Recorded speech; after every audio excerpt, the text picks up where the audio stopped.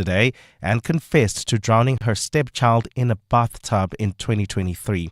She appeared in the Johannesburg High Court where she admitted to murder but denied a charge of rape. The child's father, Eli Chalita, says he's relieved that Hughes finally admitted to what she did. I've been waiting for this moment for a very long time. It's so easy and everyone knows and it's very clear. You guys have been following this right from the beginning, so you've heard what I've heard. So you're not shocked. So I'm definitely not shocked as well. EFF leader Julius Malema says KwaZulu-Natal Provincial Police Commissioner Nhlanhla Mkhwanazi's claims of police corruption must be backed by evidence. Malema says he will be part of Parliament's ad hoc committee tasked with investigating the allegations of corruption and interference, and he expects Mkhwanazi to give reasons and evidence when he appears in the Judicial Commission with evidence. Malema addressed media yesterday in Cape Town, a day after the National Assembly gave the green light for the establishment of the ad hoc committee. We want the truth to come out. What Mkhwanazi said must be repeated, backed by evidence in the ad hoc committee and in the commission of inquiry. It is now no longer an issue of just talking. Malema has also hailed Mkhwanazi as a hero for exposing corruption and called for his contract to be renewed. Mkhwanazi's contract is coming to an end in December. If anything, they must advertise that post now, and then he must reapply and get reappointed again.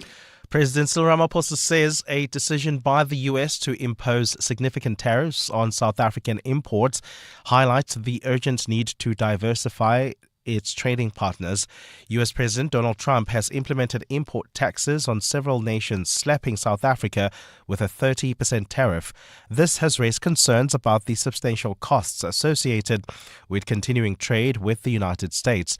And speaking at the BMW manufacturing plant in Pretoria yesterday, Ramaphosa said this is a wake-up call. Now, the recent announcement on tariffs by the United States, of course, has a huge impact on all of us. It is an important market for our vehicle exports, and it further underscores the need for us to diversify our export base. He's expressed the importance for South Africa to improve trade with other African countries. We need to open our eyes and our ears and see where else can our vehicles go. Now, it's good that the X3 will be going to Europe, but we need to open up the African market as well. And more than 100,000 people have fled a conflict between Thailand and Cambodia as the death toll rises and international powers urge the hostilities to stop. A long-running border dispute erupted into intense fighting this week, with authorities reporting 14 people have died in Thailand. Cambodia and Thailand have a history of occasional conflict. The two countries share a long and fostered border with areas that both sides claim. There have been serious exchanges of fire in previous years, and the UN Security Council is expected to hold an emergency meeting on this crisis today. Gold is trading at $3,361.58 an ounce. The rand is at 17.64 to the dollar, 23.81 to the pound, 20.72 to the euro. Brent crude oil is at $69.42 a barrel. And in the traffic, we've got roadworks taking place on the N1 North right after the Baklu interchange. Do expect delays there while traveling in the city of Tshwane. We've got a car stuck on the road on the N1 North right near the Flying Saucer interchange. Expect delays there.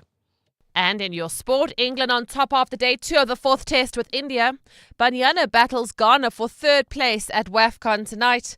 And the Formula 1 is in Belgium this weekend, where all eyes on Red Bull and life after Christian Horner. A partly cloudy day in store for Gauteng this Friday, with isolated showers and thunder showers expected. Johannesburg starting at 7 degrees, peaking at 21.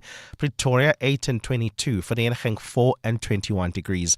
The top story in EWN this hour: the father of 4-year-old Nada Chalita says he's not shocked by his ex-lover's new admission to killing his daughter. EWN, in touch, in tune, and independent. For the latest, visit ewn.co.za or download the EWN app. Some walks are just for exercise, others for leisure. But the 702 Walk the Talk is for something far greater. Enter now on primemediaplus.com.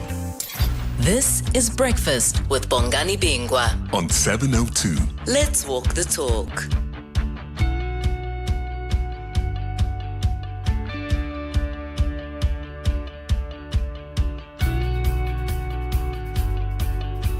Gong. 6 minutes after 6 o'clock, it is a Friday. Good morning to you, 702 Landers. Are you in Bromfontein? Are you in Berea? Are you in Hillbrow? I had a friend who used to say, I stay on the brow. And he meant Hillbrow. Are you in Yeovil? Troyville? Jeppystown? Bezuidenhout? Valley? Berea? Bellevue East? La Rochelle? Rosettenville? Turffontein? Doesn't matter. Wherever you are around the world, we are the station that aims to reach you. I'm not alone. My colleagues, Amogelang Dlamini is here. KG is on the desk. Muteo Khoripe on business. Producers Bapilile and Sam Tanda are taking your calls. Cindy has your latest sport. Sfisa has your latest eyewitness news. Do you want to know what's on the menu? You do? You sure? You know our tradition. Before we do anything else, take that sip of water. Here we go. A one, two, three. It's a Friday. It's a Friday. It's a Friday. This is Breakfast with Bongani Bingwa On 702. Let's walk the talk. Gosh, our politics, so much on the go, so much on the go. We will be speaking to Tsidi Madia, who is, of course, our associate political editor at Eyewitness News. We'll be looking at the firing of Nobuhle Nkabane. We'll be looking at Andrew Chauke finally suspended. We'll be looking at Kenny Kunene, his journalists and the criminals. So much in our political cycle this week. So that's always something to look forward to. And then the big question this morning is, will Justice Madlanga clean up our law enforcement? Will he get to the nub of all the allegations of infiltration of law enforcement by various syndicates? He's going to be looking at least 8 institutions, including SAPS, State Security, the Ekurhuleni Metro Police Department, the Tshwane Metro Police Department, the Johannesburg Metro Police Department, and so on. Because what law experts say, it's all about the T's and C's. The devil is in the detail. The breadth of a commission of inquiry will tell you how long it's going to take. Zondo was about 4 years. There are others who are arguing by the time this thing has a report, it will only land on the desk of the next president, whoever she or he may be. Do you think it can be done in 6 months? And given the nature of the allegations, I mean, isn't there a sense of urgency that we sorted out yesterday? You think in 6 months, we'll know exactly what to do? And even if we were to achieve all those lofty goals, and let's say Justice Madlanga is one of the finest legal minds and jurists in the land, gets to the nub of it and issues bold recommendations, will there be any action? Our big interview after 7 o'clock is somebody who knows all about this. He was the chief evidence leader in the Commission of Inquiry looking into state capture. This is Advocate Paul Pretorius, senior counsel. Do you know what he said? He says, I love it. He says, getting the NPA to go after the state capture culprits is rather like placing a VW Beetle in a Formula One race. Doesn't that tell you everything you need to know? That sometimes commissions of inquiry are a way for people to believe something is being done when actually we're not quite going to get to the nub of it. That's our big interview coming up after 7. You're with Bongani Bingwa. 702 weekday mornings, 6 to 9 a.m. One of the questions I want to ask this morning, stemming from this awful story, Nada Chalita, right? Nada Chalita, 4-year-old. Yeah, the words ran out. 4 years old, drowned by her father's lover, Amberly Hughes. Drowned this little girl. She confessed yesterday in a bathtub. She was just 4 years old. Can you imagine the struggle of the little girl? The fear, the confusion, looking at somebody that she would have trusted as a 4-year-old might, thinking, maybe, are you going to be my new mummy? Right? It's not like the child was drugged and didn't know what was going on. Her last minutes on earth were looking into this woman's eye and just not knowing what on earth was happening to her. The other accusation Amberly Hughes faces is inserting a foreign object into this child. That's where the rape charge comes from. She's denied that. I want to know from parents who are single, when do you know the right time to introduce a love interest to your family, particularly if you've got young children? The first night he sleeps over, do you insist, if you have to go to work early, that you both leave the house? Do you leave him there? Do you leave her there? How do you know?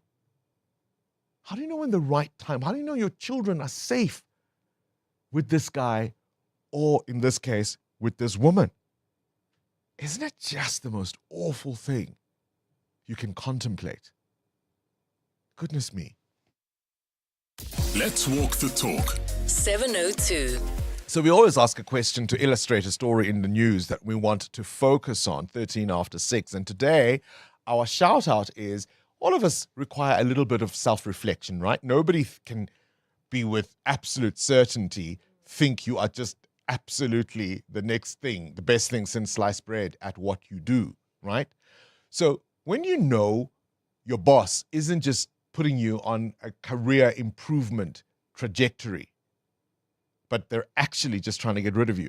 When you know it's no longer about corrective interventions, right? When they're putting you on this course or that course, you think, but hang on, I know how to do this. When do you, what signs do you look for to know, oh, they want me out? Muteo? I think it's getting less and less responsibility and also getting your role juniorized. So from getting all the responsibility to lead on projects, to do things first, and then you find out someone else junior is now doing that job and you are just in the meetings without having to say anything. Or you get left out of meetings. You find out there was a major meeting that you were not a part of. So it's things like that that gives you the indications that you're slowly being pushed out. We'll explain why we're asking that question coming up. Breakfast with Bongani Bingwa On 702. Let's walk the talk. 14 minutes after 6 o'clock. So much on the go in our news at the moment. And I was telling you about the story of Nada Chalita, her father, saying he's not shocked and is in fact quite happy that she's finally admitted to what she did, his girlfriend. The FF leader, Julius Malema, now batting for the embattled KwaZulu-Natal Police Commissioner Nhlanhla Mkhwanazi. One of the things, of course, that hasn't been spoken much about is the fact that Mkhwanazi's contract is up for renewal quite soon. Julius Malema saying yesterday he thinks everything should be done to make sure this man stays in that job or even gets a promotion. You're with Bongani Bingwa. 702 weekday mornings, 6 to 9 a.m. Hotel, you've got a question of your own? Yeah, I want to know this morning, are you good at cutting wastage in your household? So do you wait until a product is finished before you buy another one? Or do you just keep buying in bulk even though you have the stuff at the house? What are some of the things that you do in your own household to make sure that things aren't wasted? Do you make sure the children eat the leftovers, or you freeze them for another day so they can be consumed? Yeah, something like umngqusho, which is samp beans. When we have that, because you can't quite have it, as the next day, we'll freeze that for a couple of days and then warm it up later. And that's a popular decision in the household, or is it just you? You know what the rule in my house is? Yeah. You get what you get and you don't complain. 702. Weather. What conditions can you expect on this Friday? Yay! A partly cloudy day in store for Gauteng today. Temperatures in Pretoria starting at 8 degrees, peaking at 22. Johannesburg 7 and 21. Vereniging 4 and 21. Cape Town 12 and 15. Gqeberha 14 and 17. Is London 15 and 18. Durban 14 and 22. EWN Traffic. 16 after 6, this Eyewitness News Traffic is brought to you by Outsurance in partnership with 702. Amo? Well, Bongani, we've got delays already on the N1 North. This is approaching Allendale Road. That's due to roadworks taking place along this route. Please be on the lookout there. While travelling on the Maiakwan North, delays already between Boyson's Road and the Crown Interchange. Peak time delays there. While in the city of Tshwane, we've got some issues on the N1 North approaching the Flying Saucer Interchange, and that's due to a car stuck on the road. I'll have more updates for you, but if you see anything else, we are on X at EWN Traffic. There's more EWN on air, online, and on the EWN app. This just in, Zandile, a 36-year-old woman, has added an unbelievable 918 Rand a month more to her budget. That's right, she switched to Outsurance and now saves 918 Rand a month on her 2024 Cherry Tigo 1.5 litre. Get a quote today and see how much Outsurance could save you on your car insurance. Call 08600 60,000 or visit outsurance.co.za. You always get something out. Outsurance is a licensed insurer and FSP. T's, C's, and information online. 702 delivers On the matters that matter to you. I'm Nathan Ilunga. I'm Congolese, and one thing I love about 702 is the open line on Clement Manechela show and the healing hour. Overall, what I like most about the station is the different topic they cover. They broaden your mind and push you to think. They help you to become a critical thinker. So that's why I listen to 702. Thank you for sharing your thoughts. so we can deliver more on what matters to you. 702 listens. Let's walk the talk. Selling your car shouldn't be a mission. We Buy Cars gets it. Life's short and time's precious, so get an offer online and sell your car within a day from wherever it suits you. It's really that simple with We Buy Cars. Shopping for your new ride? Discover thousands of vehicles online or in-store. We Buy Cars, South Africa's trusted way to buy and sell cars. Gabelo's the go-to guy for renovations. His bakkie is full of tools, ready to build dreams. But one day, a reckless driver takes him out. Now, his backie's standing still. No wheels, no money, Kabza. But with budget, he'd be back on site faster than you can say DIY. Don't let expensive days stop your hustle. Visit budgetinsurance.co.za for a business insurance quote today. Budget is a licensed non-life insurer and FSP. T's and C's online. Mzansi, be in it to win it. The Powerball jackpot guaranteed at 92 million Rand is up for grabs this Friday. This is your chance at a life-changing 92 million Rand jackpot. Don't delay. Play Powerball today and you could win big. Buy your tickets now in store on nationallottery.co.za, the mobile app, cell phone banking, or simply dial *120*7529# for USSD. Panda, Pusha, play. Players must be 18 years old or play responsibly. E2 is a proud operator of the National Lottery. The Money Show. Weekday evenings at 6.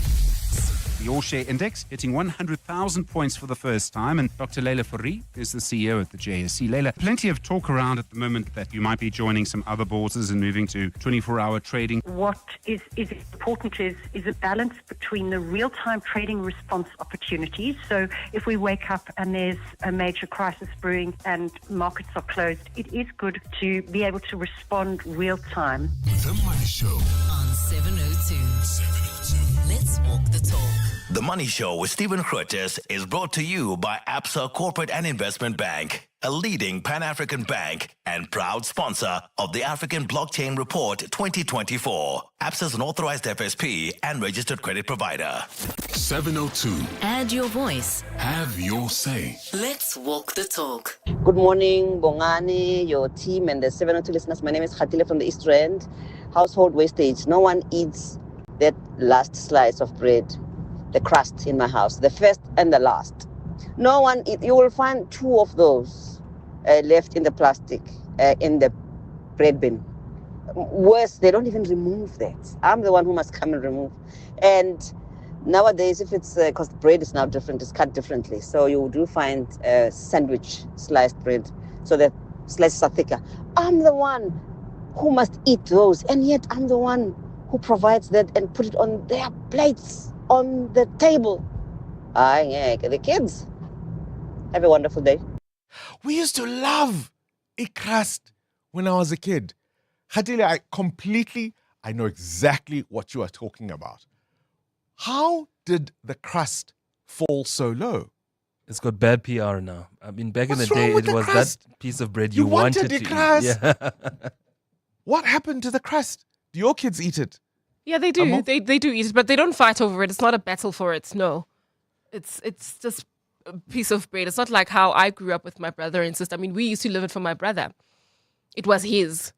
You see what I mean? Mm. You see what it was popular. Like you Yeah. knew not to touch the crust in your case. And whoever goes to buy the bread sometimes would then get to keep the crust because that's your like price in a way.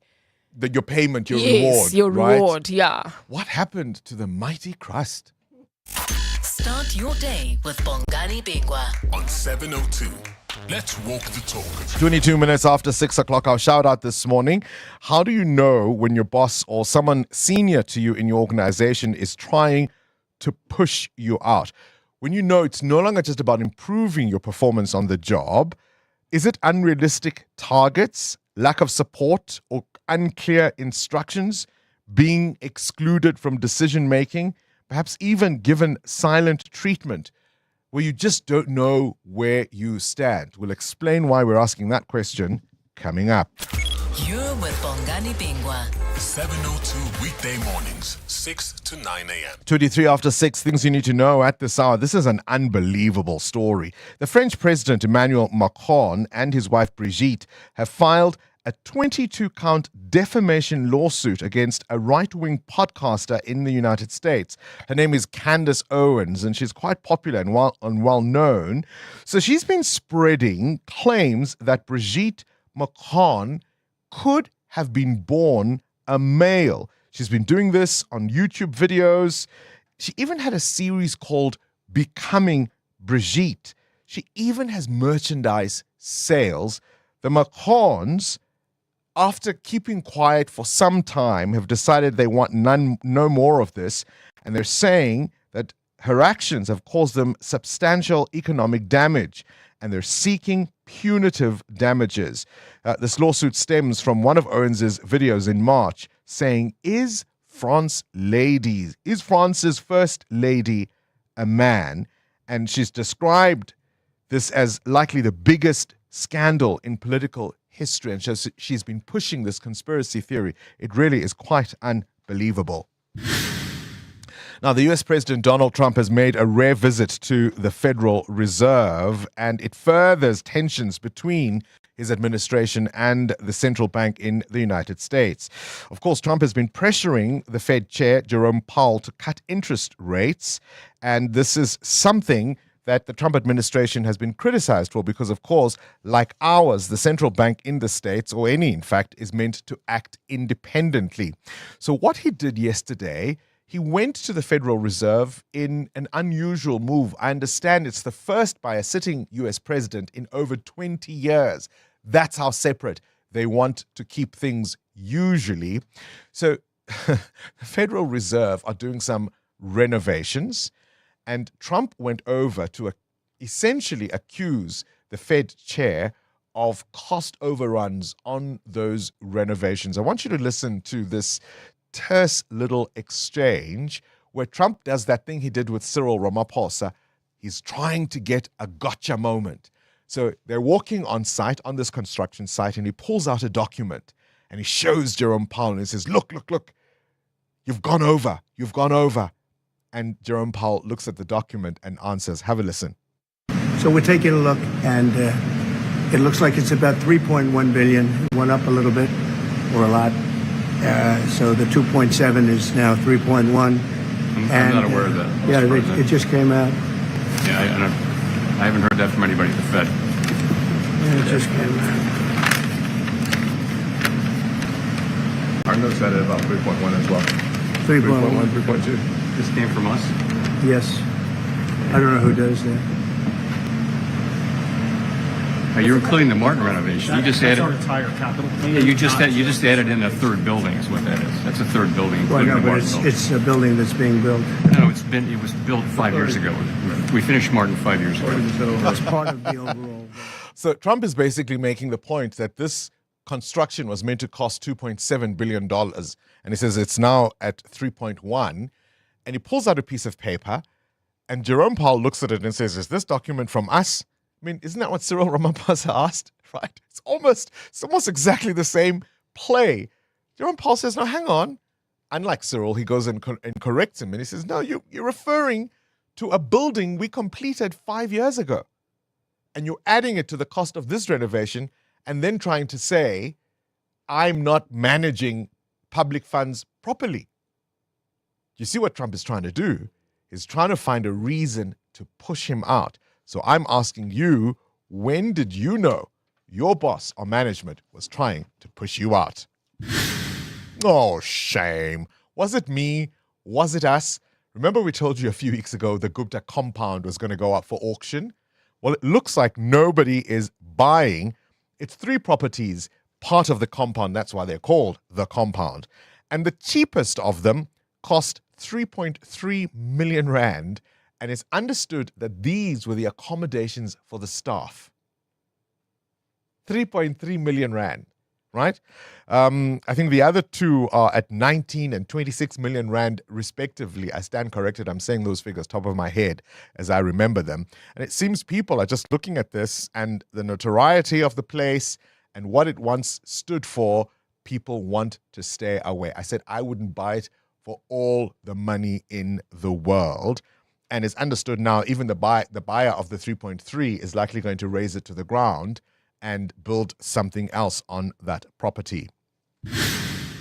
And yesterday, the Philippines closed schools and cancelled over 70 domestic and international flights as typhoon-driven rains hammered the northern island, a situation President Ferdinand Marcos has described as the new normal. And you can put all of that to climate change. And it was on this day in 1992, we'll play this for you a little later, Mary J. Blige's single, You Remind Me, topped the R&B chart on this day, making a powerful start to her legendary music career. 702. The newspapers. Sisa Zulu, good morning to you. What's grabbing your eye in the newspapers? Yeah, the front page of The Citizen this morning is going with a story says that crime rot is from top. Basically, they're saying South Africa is known as a gangster's paradise because the law enforcement and criminal justice systems are a mess. And to top it all off, the SAPS and NPA have seen their heads come and go with depressing regularity, often under a cloud. I'm looking at the front page of the Business Day. Madlanga, fully armed to clean up justice system is what they say. The Citizen's front page, crime rot is from the top. And the Mail and Guardian, Zilla versus Mbalula. The bruising battle behind the GNU impasse as DA ultimatum forces Cyril to remove the education minister. Do you have a story? Yes, indeed. There's an update to that concert, the couple at a Coldplay concert. Yes. Yes. So for context, for those who don't remember or know the story, this video went viral of a couple at a Coldplay concert about last week or 2 weeks ago, and they were caught on camera and seemingly they were having an affair apparently, and it turned out to be the CEO of Astronomer, a big tech giant company, and the head of people officer in the company. Now the woman, HR basically, yeah. right? So the woman, the head of HR, has now resigned. This is a story from the BBC. She's tendered in her resignation, and she's followed in the footsteps of the CEO that she was apparently having an affair with. Gosh, when the CEO resigned, I asked the question, did he write to HR? Now that she's gone, who did she write to? It's Mr. Zulu with the newspapers. EWN Business. All right, Mattel, you want to know, are we good at cutting waste in our households? Refuse or reuse packaging, beg your pardon. Make sure that we eat leftovers. Measuring cups for things like washing powder. That's the other one, right? Will you just watch people like just... Hi. Yeah. What prompts the question? Bongani, the Auditor General, Bongani Bingwa, says around 4.5 billion rand has been recovered over the last 5 years after being flagged as irregular spending. The money, although substantial, is still a drop in the ocean with the government's waste knowing no bounds. Now, irregular spending occurs when an entity spends public funds in a way that contravenes or doesn't align with public applicable laws, regulations and policies. For example, choosing a supplier without doing competitive pricing.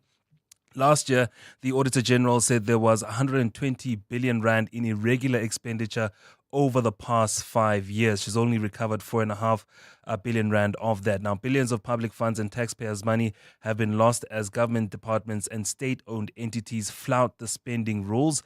36 national government departments accumulated over 1.4 billion rand in fruitless and wasteful expenditure from 2018 to 2023. The 4.5 billion rand recovered by the National Auditor included the retrieval of part of the 700 million rand awarded by the Energy and Water SETA for training programs where little to no value was delivered, which are in violation of the National Treasury rules, which require evidence of services rendered before payment.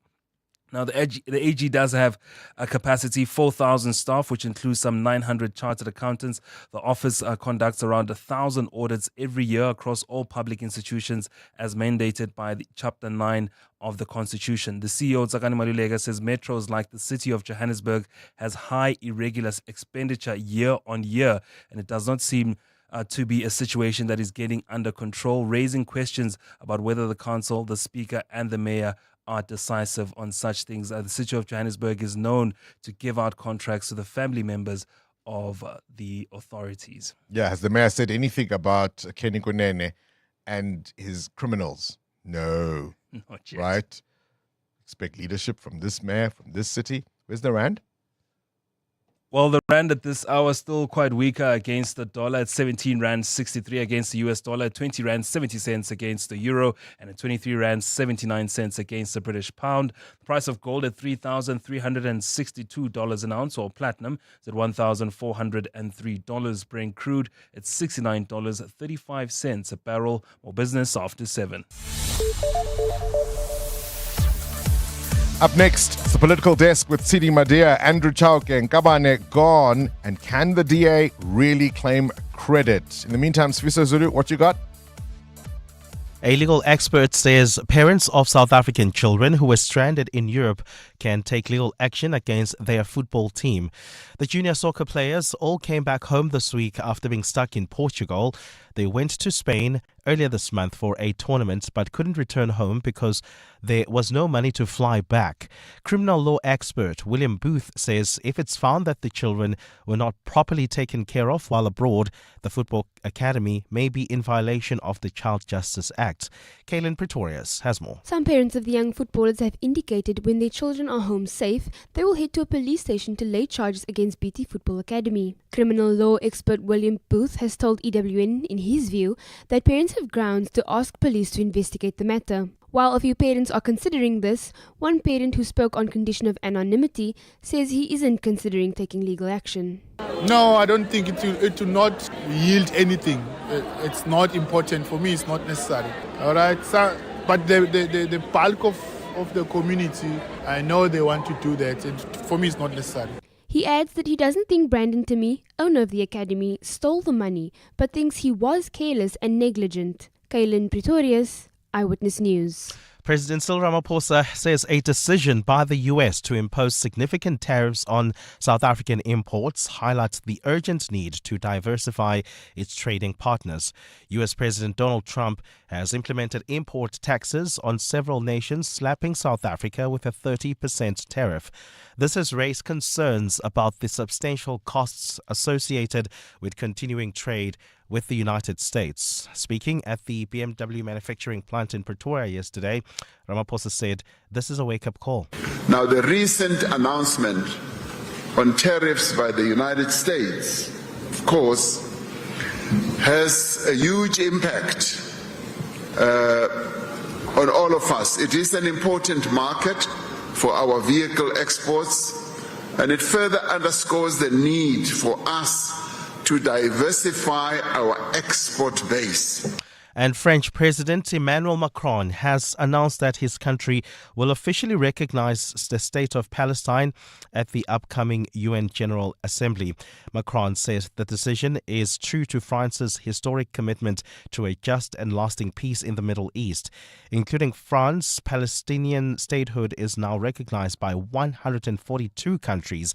Israel and the US strongly opposed the recognition. The deputy leader of the Palestinian Authority, Hussein al-Sheikh, says Macron's announcement reflects France's commitment to international law and its supports for the Palestinian people's rights to self-determination and the establishment of an independent state. A partly cloudy Friday in store for Gauteng, with showers expected today. The temperatures are at lows of 4 and 7 degrees, peaking at highs between 21 and 22. And in the traffic, we've got delays on the M1 North between Boyson's Road and the Killarney Bends. There's also queuing traffic on the N3 North between the Yelands Interchange and Van Buren Road. The top story this hour. A legal expert says parents of South African children who are stranded in Europe can take legal action against their football club. Walk through history, walk with it. Sunday, 27 July, 7:02 Walk the Talk. Hosted by Freedom Park in the city of Tshwane. More on primemediaplus.com. This year, the Standard Bank Joe of Jazz Festival presents 3 unforgettable days deep in the heart and art of jazz. The 26th, 27th, 28th of September. You can look forward to Jazzmeyer Horn, Silent Ngo and the Noisemakers, Nashbong Trio, Michelle Ndenga Ochele, Velemsini, Gabi Mutuba. 50 world-class acts ready to welcome you and yours to 4 magnificent stages at the Sandton Convention Centre. Take me there! Buy your tickets at Ticketmaster now. You could smash that snooze button for the 7th time.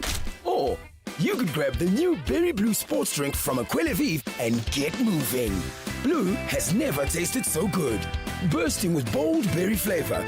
Packed with electrolytes and vitamins. And free from colorants. Aquila Vive sports and power drinks. Let's move. Oh, Shane, do you have a sore throat? The Andalex range of lozenges offers 2 options.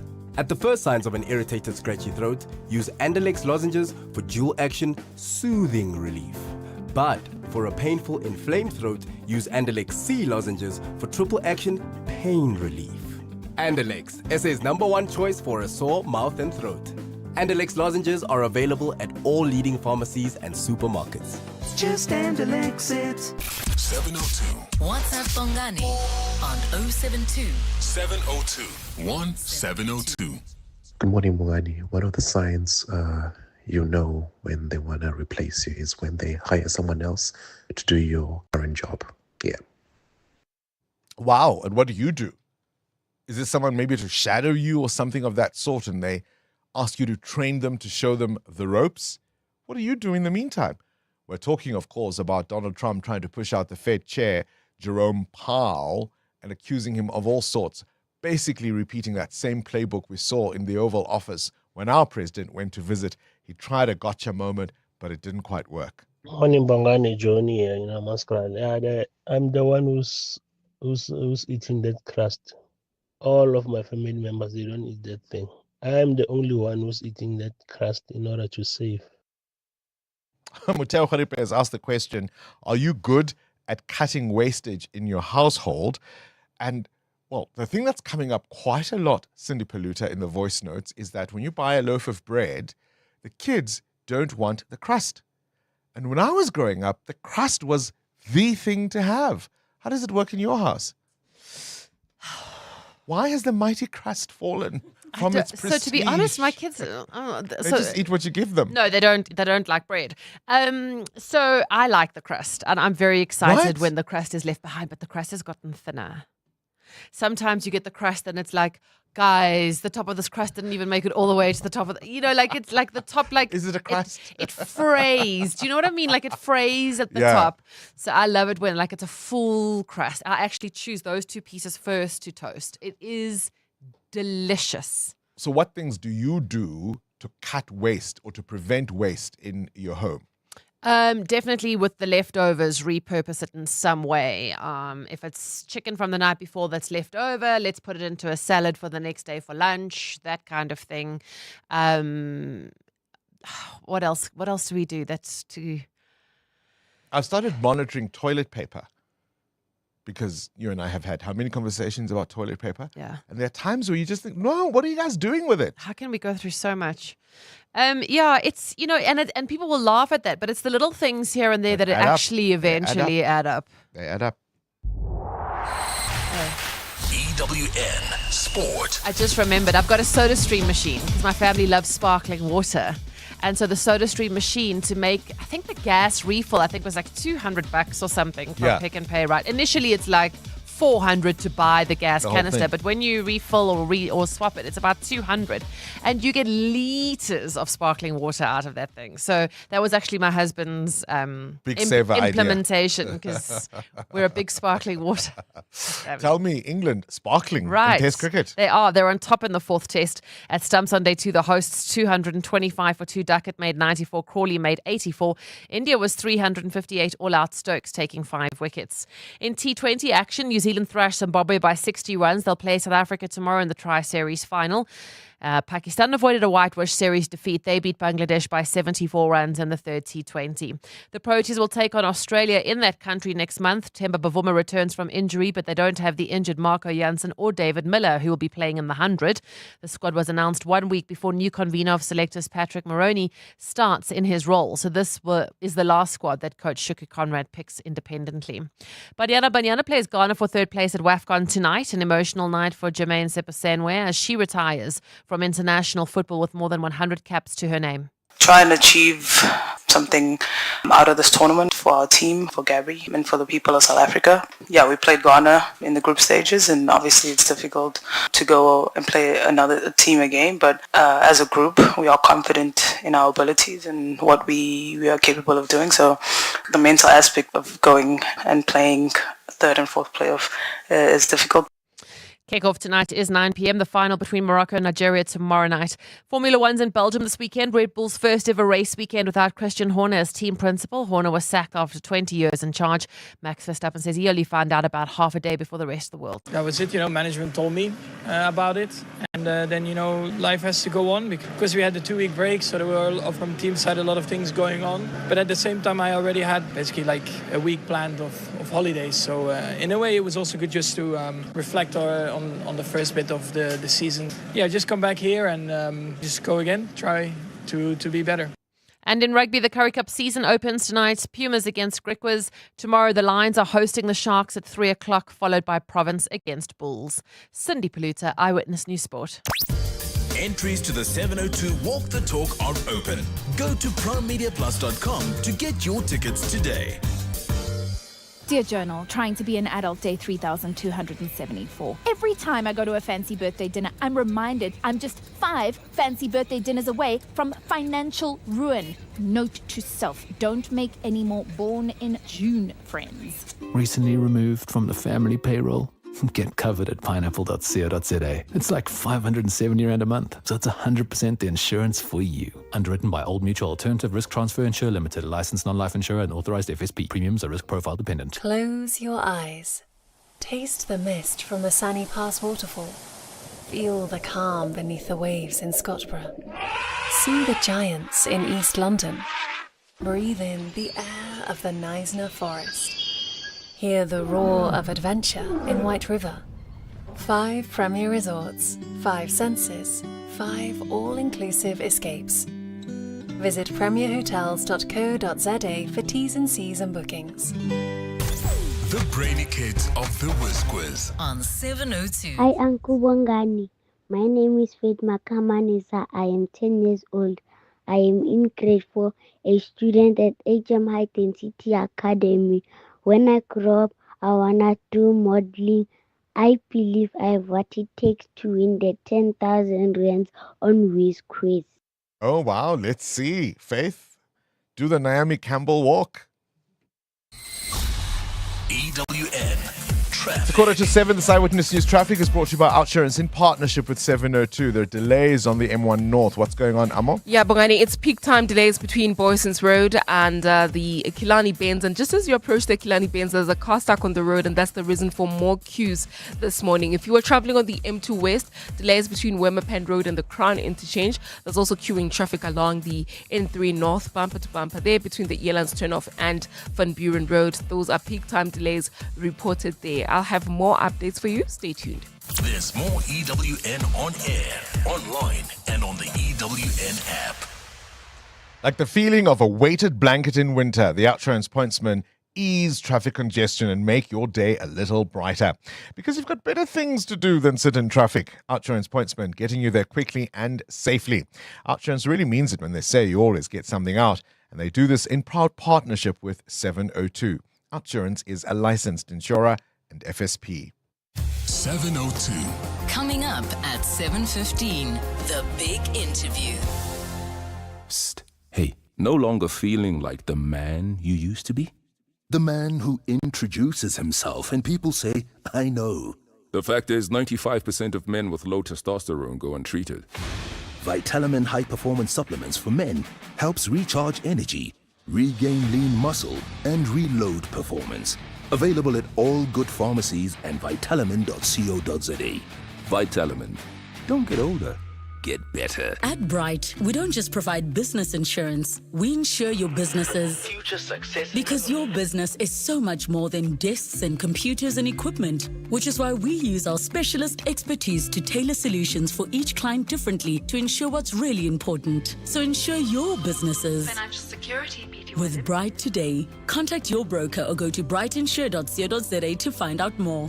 Bright, approach risk with purpose. Bright is a licensed insurer and authorized FSP.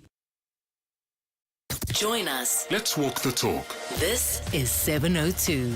Hey, Bongani and the team, talking from experience. You know, when they want to get rid of you, what they did with me, they moved me to a position which I didn't have any experience on. And then they told me it was part of succession planning, only to get rid of me after the probation period, if I should call it that.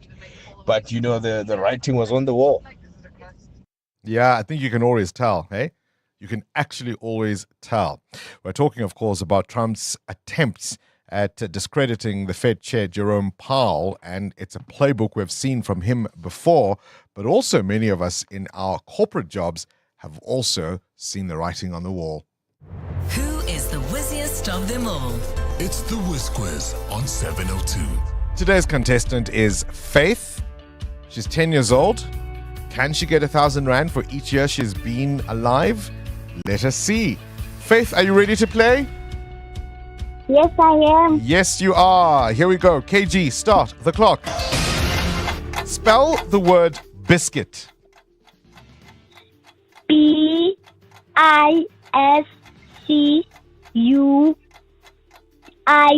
Correct. The name of the international airport near Johannesburg is OR what? OR Tambo. Correct. Which is one of Snow White's 7 dwarfs, Sneezy or Skippy? Skippy. It's Sneezy. What shape does a football pitch take?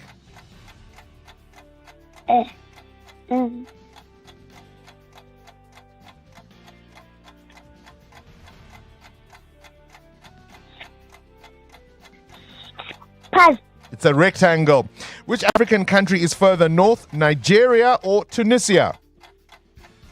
Nigeria. Tunisia. Which character in a famous book is a spider? Is it Babe or Charlotte? Charlotte. It is Charlotte. That is correct. It is Charlotte, and I think it is in time. Faith, you walk away with 3 correct answers. I think you could have done better if you hadn't taken that long pause. That's what undid you in the end. 300 Rand for 3 correct answers. If you're aged 10 to 13, send us a WhatsApp voice note. We could be calling you to play the Whiz Quiz.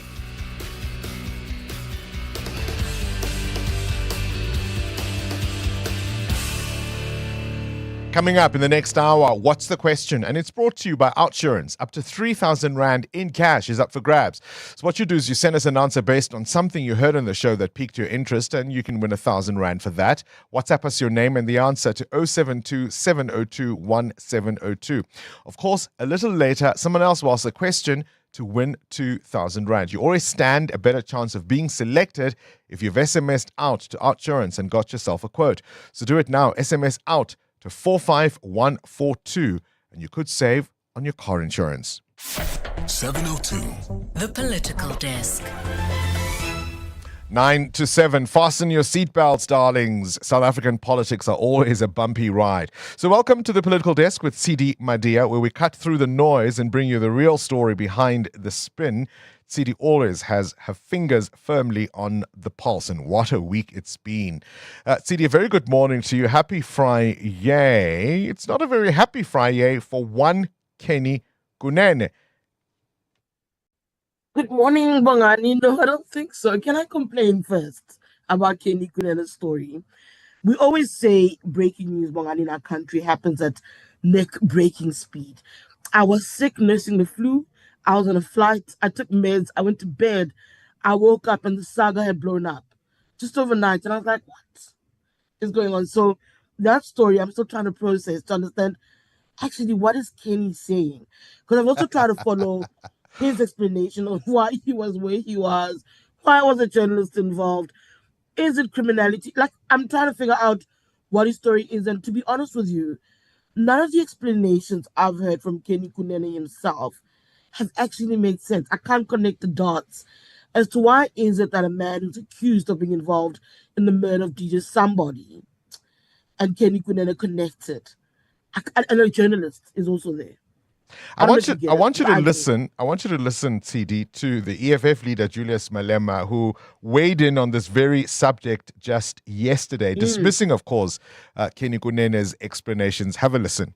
It's like Kenny Kunene saying he was taking a journalist there. To take a journalist is not a secret operation. Who's that journalist? Who's that journalist? Why would you take a journalist to someone who just came out of prison, who's on bail as an MMC? Now I'm very happy. You know, I dance even at night. Oh, things are looking good here. We told you these things are criminals. They are nothing else but mapantiti. He says he doesn't know that guy. He knows that guy. I know that guy. Not from a personal point of view. He's a well-known businessman. Until now, we knew him as a businessman. So, but I don't have a relationship with him like that, where I can call Patrice Motsepe or go to Patrice Motsepe's house, or have tea at Patrice Motsepe's house, take my wife to Patrice Motsepe's house. Patrice Motsepe's wife knows my wife. I don't know the guy like that. But for Kenny to behave like that in public office and say he doesn't know that guy, that's a lie. It's a pure lie. And that's how thugs 26, 28 gangs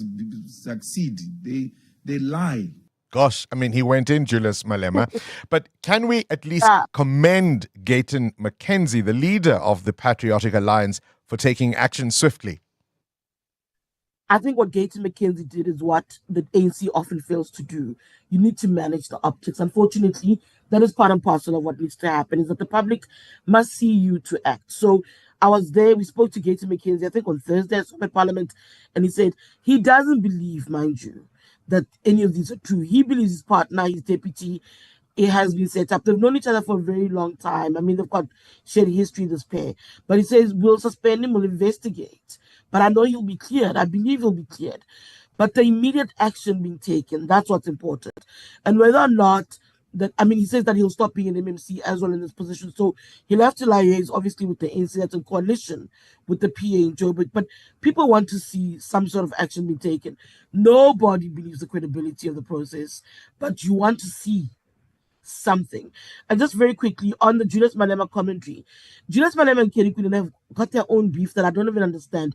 Remember, at some point, Kenny Kunene was in the EFF at the very beginning. Yes. So they've got weird conflict that continues. So even the comments yesterday, I kind of took them from that point of view that it's a pot shot, it's a Yeah, of one-up course. against Kenny Kunene. But the story again, I'm struggling to make sense of what you're saying. I put a reel on my Instagram earlier in the week and I said if I wanted to be an investigative journalist, I'd probably call the guys at News 24 or Bongani or even Devi. The last person I would think of is Kenny Kunene. All right, talking about action, at least slow action being taken. Ramaphosa has suspended Andrew Chauke. This is now the Director of Public Prosecutions in Johannesburg. I mean, if ever there was a case of calling the president Baba Go Slow, it would certainly be this one, because the issues around Andrew Chauke have been there for a very, very long time. Absolutely. I mean, the DA, funny enough, actually calls this one of their wins in getting them to support the appropriations bill this week, saying it's not just about Minister Nkaba, it was also about Andrew Chauke, because they've been actually pressurizing the president to do something about this particular individual. Chauke has been seen as somebody who has been accused as being a gatekeeper, who weaponized his role in the NPA to protect the politically powerful, the corrupt. He's been accused of getting in the way of matters around Richard Mhluli. Former President Jacob Zuma's son, Edward Zuma, you must remember, he was appointed by Zuma. So the view has always been that he was appointed to do Zuma's bidding. And very recently, Bongani, Zizikota's matter being struck off, or being withdrawn in the courts, was largely blamed on Chauke, with, I remember, the advocate Shamila Bato's office saying that it also looked into that matter when people were upset about the left review. So there's always been political matters that have been attached to him, and that's been part and parcel of the issue. And not only that this is somebody who didn't hesitate to go after those who spoke out against them, including journalists and those found in the crime-fighting institutions themselves. Yeah, I mean, we still don't know what representations Zizi Kodwa made to get off the hook on those charges, but Andrew Chauke withdrew them nonetheless. And finally, in your latest episode on politricking with Sidi Madia, you speak to Madame Helen Ziller. What stood out from your conversation with her? I think that Helen Zille becoming the Joburg mayoral candidate is a fait accompli, to be honest with you. And so if that does happen, and I think it's going to, she will step down as the Federal Council Chair of the DA. So this might signal another ending to her role in national politics. She's been viewed by some in her own party as being the hindrance to the GNU. She rejects that notion, of course, as typical Helen. But I think it'll be interesting to see what happens. What happens when a John is left to his own bidding in managing the GNU? Does it make things better? There's something the ANC will say to you. John, for instance, is the ideal for the GNU. It's easier to run roughshod over somebody like John Steenhuisen. I also asked about whether or not Helen's got confidence in John. She vehemently refused to discuss the leader of the DA and her thoughts about him in public. They have a conference next year, and I think that'll be interesting. What I also found interesting very quickly is the turnaround on Paul Mashatile. The DA has been very clear that Paul Mashatile, as far as the ANC succession is concerned, is a no-go. And suddenly saying, no, we'll have to see when we get there.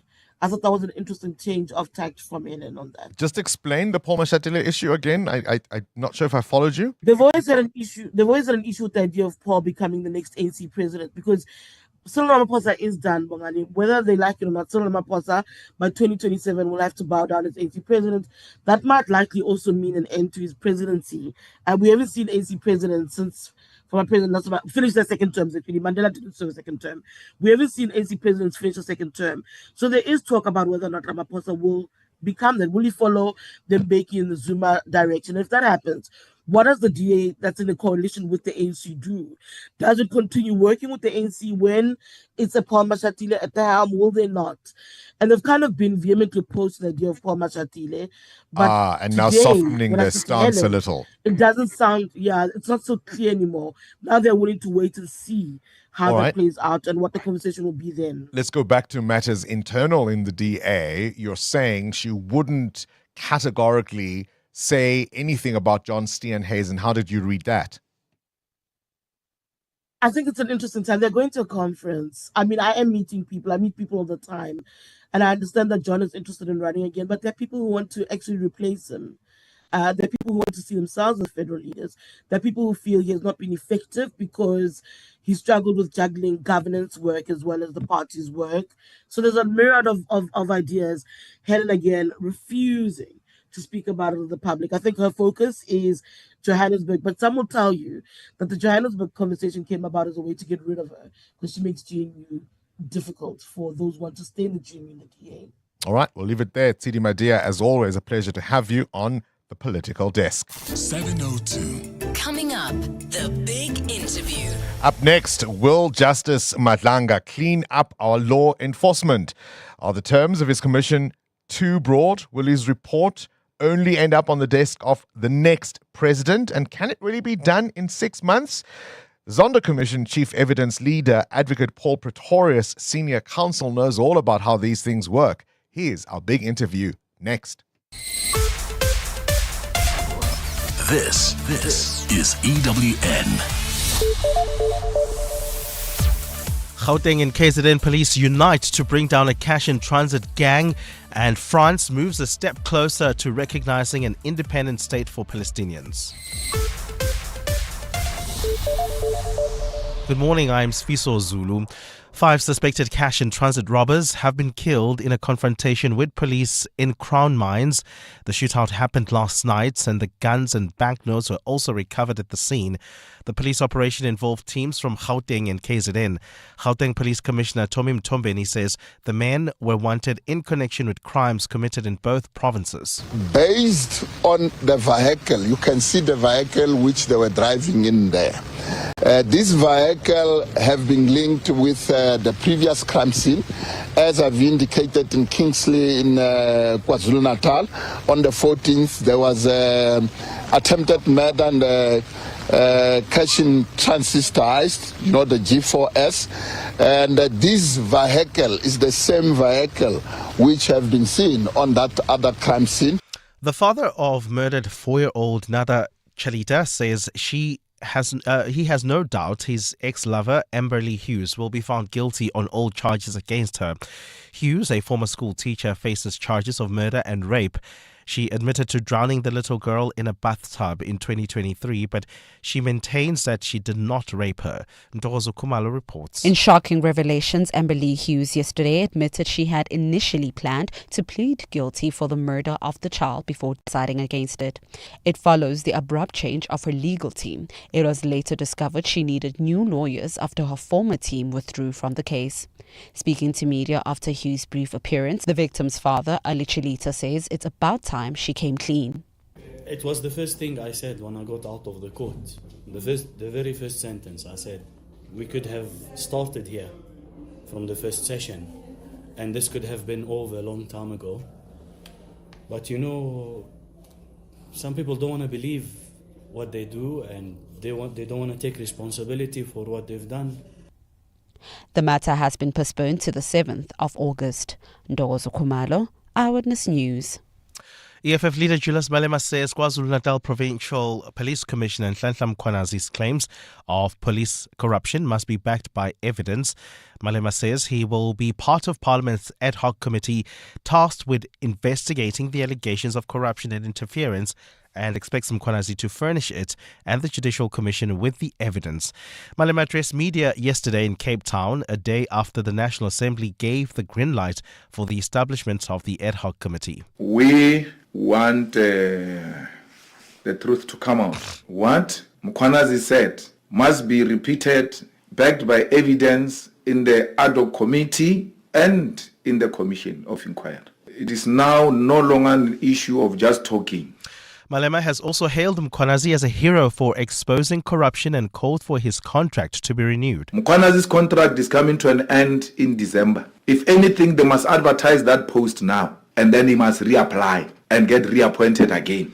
And French President Emmanuel Macron has announced that his country will officially recognize the state of Palestine at the upcoming UN General Assembly. Macron says the decision is true to France's historic commitment to a just and lasting peace in the Middle East. Including France, Palestinian statehood is now recognized by 142 countries. Israel and the US strongly oppose the recognition. The deputy leader of the Palestinian Authority, Hussein al-Sheikh, says Macron's announcement reflects France's commitment to international law and its support for the Palestinian people's rights to self-determination and the Palestinian establishment of an independent state. Gold is trading at $3,361.58 an ounce. The rand is at 17.64 to the dollar, 23.81 to the pound, 20.72 to the euro. Brent crude oil is at $69.42 a barrel.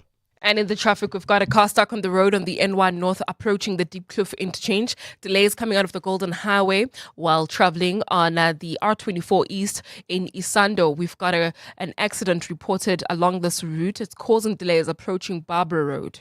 In your sport, Banyana battle Ghana at WAFCON again. This time it's for third place. Kickoff tonight is at 9 p.m. England 225 for 2 in reply to India's 358 going into day 3 of the 4th test. And tributes pour in for wrestling icon Hulk Hogan, who died at the age of 71. A partly cloudy Friday in store for Gauteng with isolated showers and thunder showers expected. Johannesburg is at a low of 7 degrees, peaking at 21. Pretoria 8 and 22. Vereeniging 4 and 21 degrees.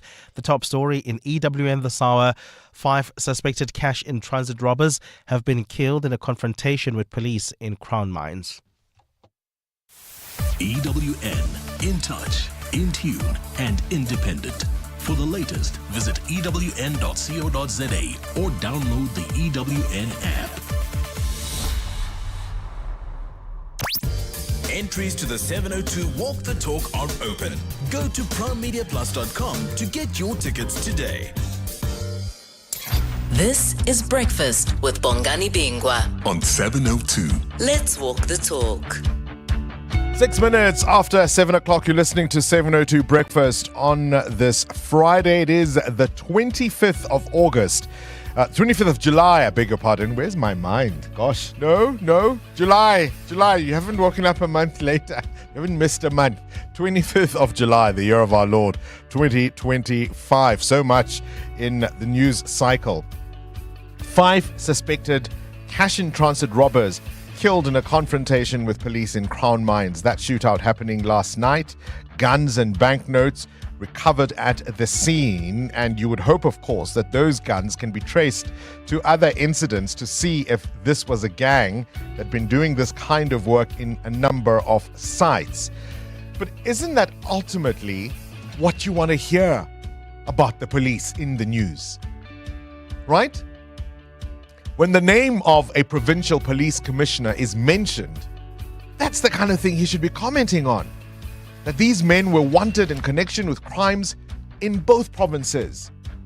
And yes, it's unfortunate that they died, but the police did their bit and stopped them, caught them red-handed. More of that, please. This is Breakfast with Bongani Bingwa on 702. Let's walk the talk.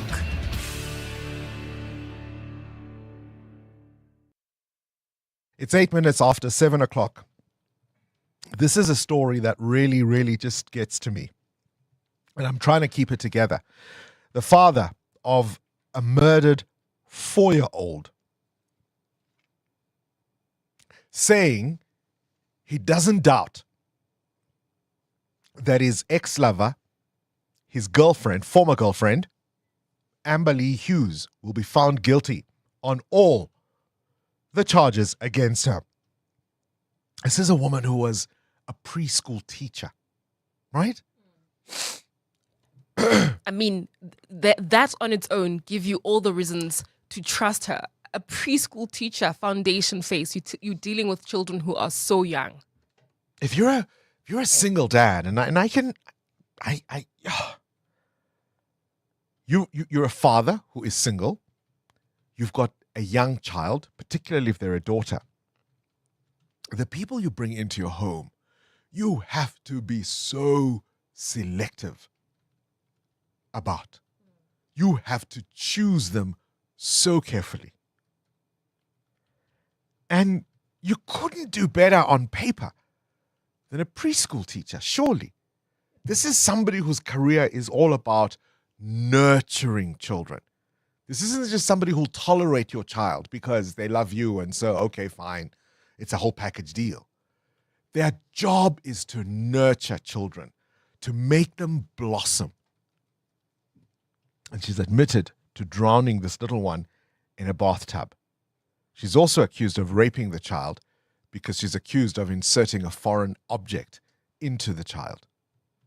This is hard stuff to even hear. But you know what we keep doing in South Africa? We keep treating these incidents as if they're isolated. Sure, this is horrific enough. Sure, that it's a woman is horrific enough. But it happens in South Africa all too frequently. But if you're a single parent, whether mom, whether or a dad, how do you know when and whom to bring into your house and expose to your children? You're with Bongani Bingwa. 702 weekday mornings, 6 to 9 a.m. Today marks the birthday of one Emmett Lewis Till. He was a 14-year-old African-American teenager who lost his life in 1955. He was abducted and killed in Mississippi, and of course it was a Ku Klux Klan killing. He was accused of offending one Carolyn Bryant, a white woman, at his family's grocery store. Born in 1941, Emmett Till would have been 84 years old today. I wonder what kind of life Carolyn Bryant, the white woman who accused this 14-year-old of offending her in his own family's grocery store, I wonder what kind of life she led after this. I wonder if she ever got to understand exactly what the consequences of her actions were. We've spoken about this before. Do you say only nice things when somebody dies? Tributes are being paid to Hulk Hogan, the wrestling legend, whose real name was Terry Gene Bollea. He passed away at the age of 71 due to cardiac arrest. He was a household name, particularly in the 80s, but also the 90s, one of those who brought wrestling into the mainstream with his charismatic persona. But his legacy for me will be remembered through that racial slur caught on tape criticizing Kamala Harris during the 2024 election campaign. And so, if he was ultimately just left with his thoughts, and that's what led to his heart attack, I say good riddance. Controversy has erupted in Senegal's capital, Dakar. So, there is this Grand Théâtre de Dakar, which has imposed a ban on wigs, hair extensions, and skin lightening treatments, and it sparked widespread outrage. The ban was backed by the National Culture Minister to promote so-called Pan-African values to protect the theatre's cultural image. Critics, however, argued it was unfairly targeting women, policing their bodies in the name of cultural pride, and it's led to a backlash, and so the ban has been lifted. And I told you earlier, on this day, 1992, Mary J. Blige's debut single, You Remind Me, topped the R&B chart, making a powerful start to a legendary music career.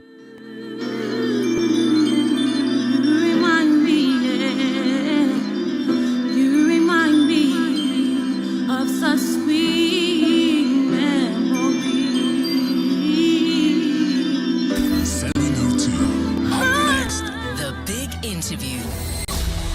EWN Traffic. 13 after 7, there's a crash on the N3 North. Amo, how bad is it? Well, Bongani, it's really bad. It's causing about a 15-minute hold-up coming out of the Airlands interchange all the way towards the Kilulis interchange. That's the long queue there. So please be on the lookout and drive with care. We have another accident scene reported on the N12 West towards the Kilulis interchange. It's causing delays coming out of Barber Road. Please be on the lookout. The R24 West is also heavily backed up due to the scene. I'll have more updates for you. Stay tuned. There's more EWN on air, online, and on the EWN app. Choose the 8 kilometer for those walking strong, the 6.7 kilometer in honor of Mandela Month, or the 4 kilometer for families and first timers in 702's Walk the Talk. Tickets on primemediaplus.com. Akwele. Akwele. Akweli. Akwela. Akwele. Akwili. Akwele. No matter how you say it, one thing's for sure. Aquele is South Africa's most loved water brand, refreshing you with pure natural spring water and delicious flavored sparkling drinks. From every sip to every smile, thank you Mzansi for making Aquele a part of your everyday moments. Aquele, spreading joy to South Africa naturally. It's Winter Carnival at Food Lovers Market. Get 6 2-litre bottles of Pepsi Zero, Light or 7-Up sugar-free for $59.99. 2 2-litre bottles of Food Lovers canola oil for 110 Rand. 3 400-gram packs of assorted Food Lovers cheese for 150 Rand. And 2 packs of Food Lovers 2-ply toilet paper 18s for 200 Rand. Valid until 3 August. Only at Food Lovers Market. Winter Carnival now on. 702. The Big Interview With Bongani Bingwa. It's a quarter after 7. On to this now. The devil is in the details. That's what any good lawyer will tell you. So President Ramaphosa has appointed another commission of inquiry, this time looking into alleged deep rot within law enforcement.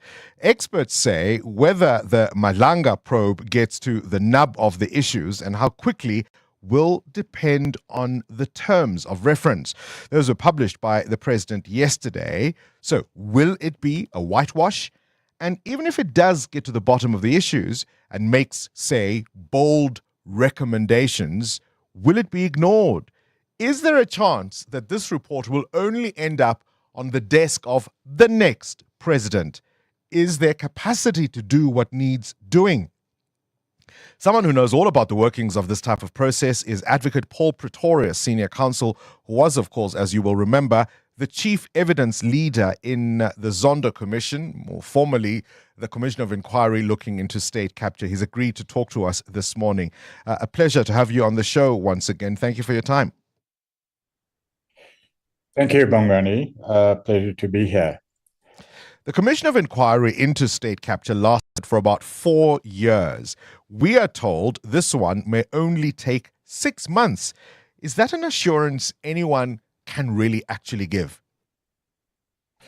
Well, let's go to the terms of reference, as you have suggested. The terms of reference refer to 9 subparagraphs of state institutions, the police service, Metropolitan Police in 3 areas in Gauteng. Why only Gauteng? I suppose that will be answered in due course. The National Prosecuting Authority, the State Security Agency, any member of the Judiciary, Magistracy, Courts Administration, Department of Correctional Service, and any other institutions and organs of state within the criminal justice system. Now, that is a huge range of state institutions which must now be examined in detail by the commission. But what is interesting is that there's an introductory paragraph, and that introductory paragraph says that the commission must investigate whether criminal syndicates, including but not limited to drug cartels, have infiltrated or exerted undue influence over. Now, that's a limiting gateway. Read literally, the commission can only investigate the undue influence of criminal syndicates over these particular institutions. But the problem is, and this we learnt in the Zondo Commission, the problem is that unless you examine corruption in its totality, in each instance, only then will you find out whether there's been undue influence. Now, I'm sure this dichotomy will be dealt with appropriately by the Commission. There are very experienced and clever and wise persons dealing with it. But to me, that really is the problem. All corruption must be fully investigated before you can find out whether they're criminal syndicates, not the other way around. Yeah. You don't know that there's undue influence and then examine only that. So that is a problem. And 6 months, the job is too vast, particularly if you look further down the list of issues to be dealt with in the terms of reference.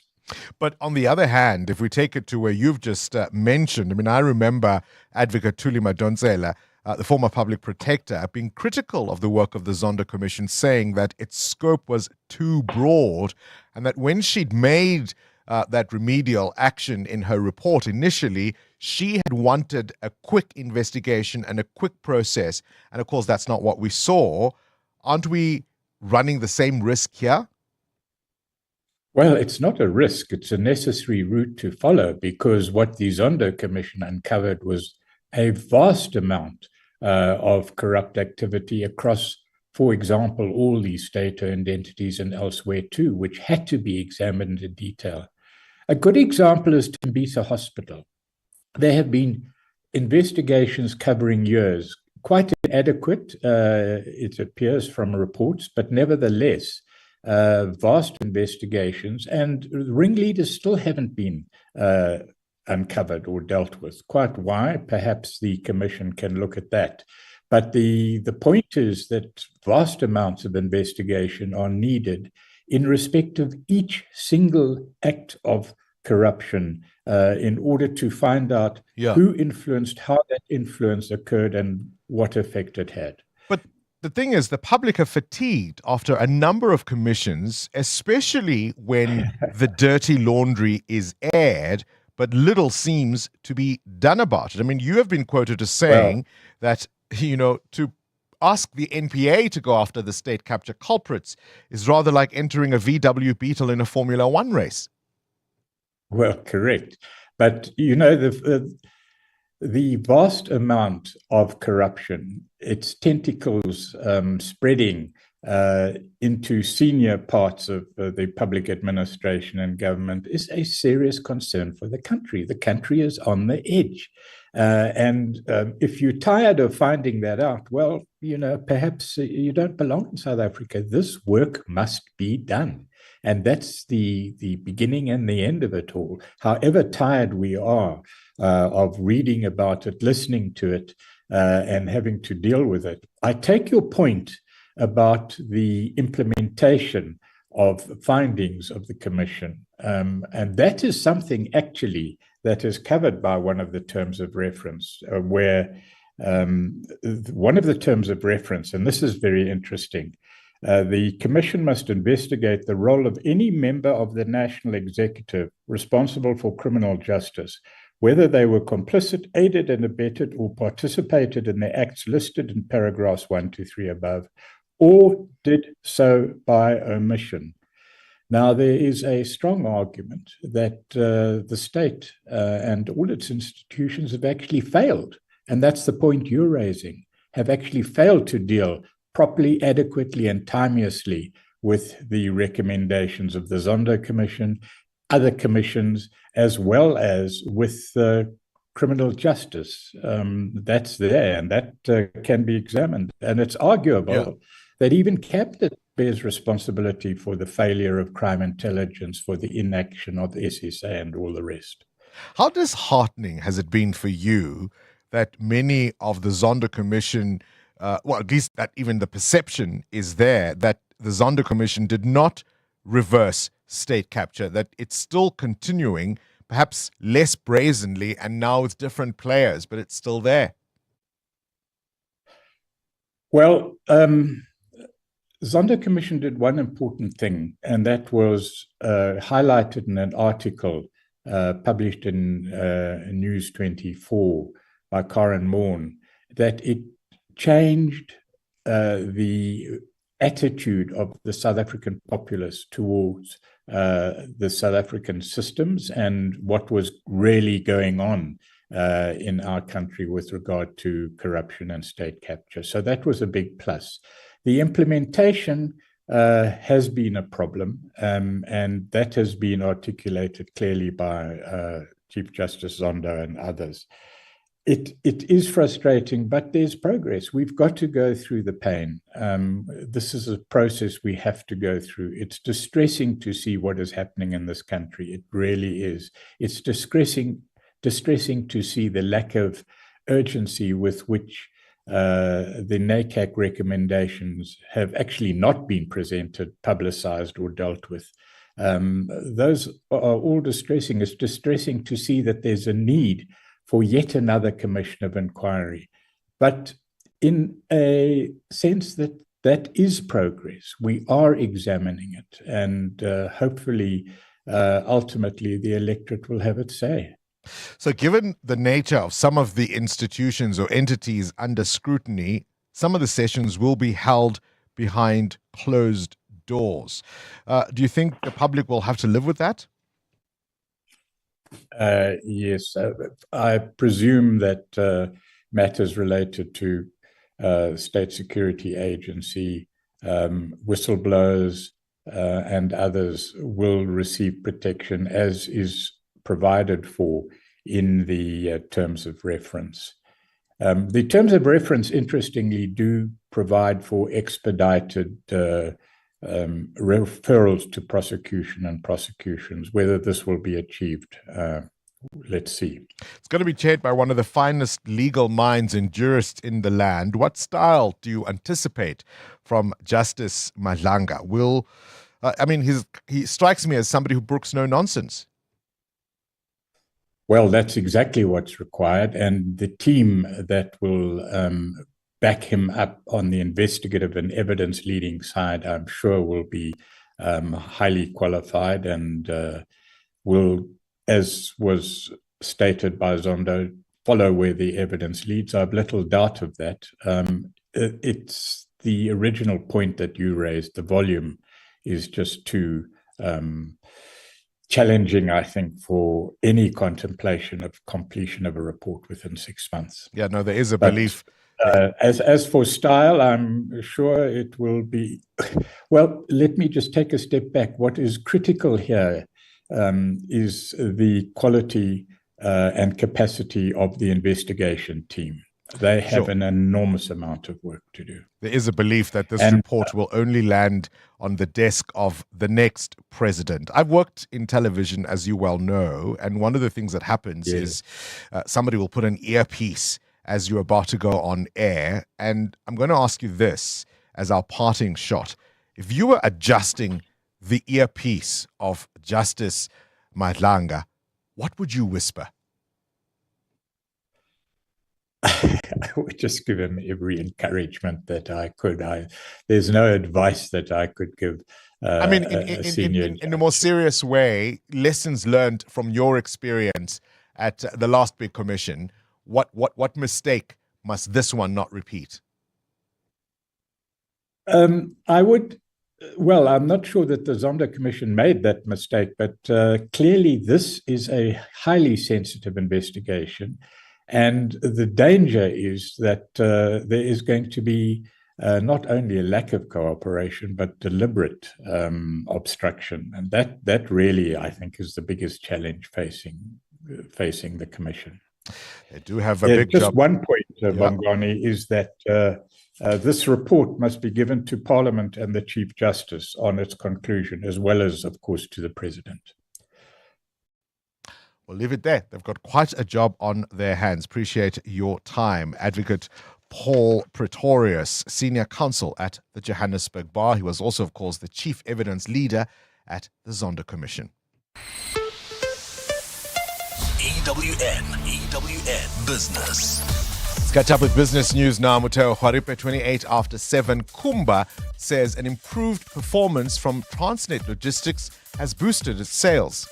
Bongani Kumba Iron Ore says better rail and logistics performances from Transnet boosted its business. Sales at Kumba increased by 3%, driven by those improved logistics performances and a better equipment availability at Saldanha Bay Port. Now, Kumba Iron Ore is aligned with Transnet on plans to co-fund fixing the broken pieces of the 860-kilometer railway line from Sishen to Saldanha. Despite the improvement, the miner reported a 1% reduction in production at 18.2 million tons.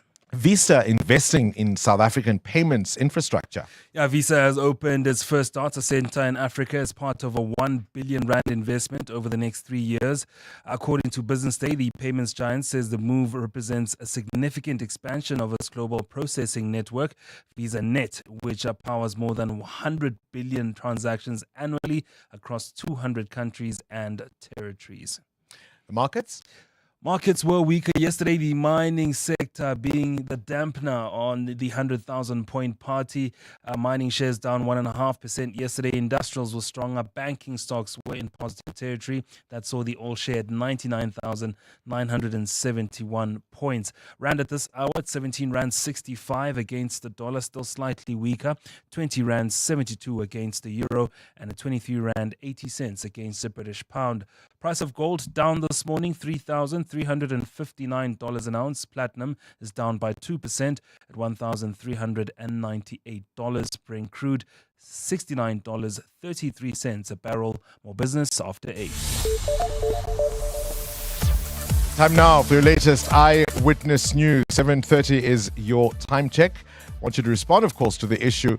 Given the urgency and clear danger of Mkhwanazi's allegations, is this commission of inquiry the best way to deal with it? In the meantime, Sfisa Zulu, what do you have? Thanks, Bongani. Good morning.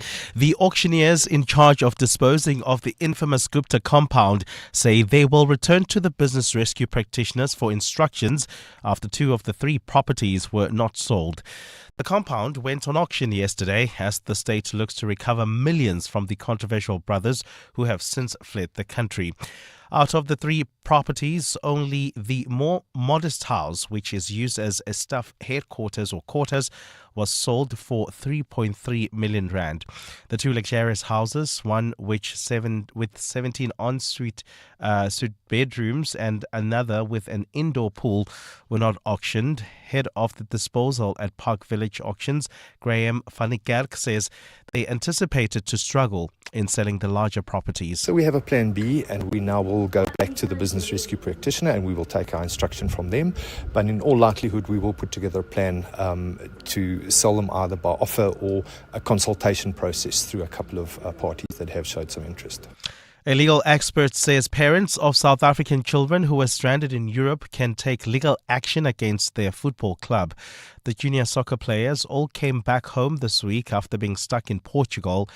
They went to Spain earlier this month for a tournament but couldn't return home because there was no money to fly back. Criminal law expert William Booth says if it's found that the children were not properly taken care of while abroad, the football academy may be in violation of the Child Justice Act. Kaylin Pretorius reports. Some parents of the young footballers have indicated when their children are home safe, they will head to a police station to lay charges against BT Football Academy. Criminal law expert William Booth has told EWN, in his view, that parents have grounds to ask police to investigate the matter. While a few parents are considering this, one parent who spoke on condition of anonymity says he isn't considering taking legal action. No, I don't think it will not yield anything. It's not important. For me, it's not necessary. All right, so, but the bulk of the community, I know they want to do that. For me, it's not necessary. He adds that he doesn't think Brandon Timmy, owner of the academy, stole the money, but thinks he was careless and negligent. Kaylin Pretorius, Eyewitness News. And Thailand's acting Prime Minister has warned that cross-border clashes with Cambodia could develop into war as the country's trade deadly strikes for a second day. More than 100 people have fled the conflicts as their toll rises. The long-running border dispute erupted into intense fighting this week, with authorities reporting 14 people have died in Thailand. Cambodia and Thailand have a history of occasional conflict. The two countries share a long and forested border with areas that both sides claim. International powers have urged for hostilities to stop, with the United Security Council set to hold an emergency meeting on the crisis today.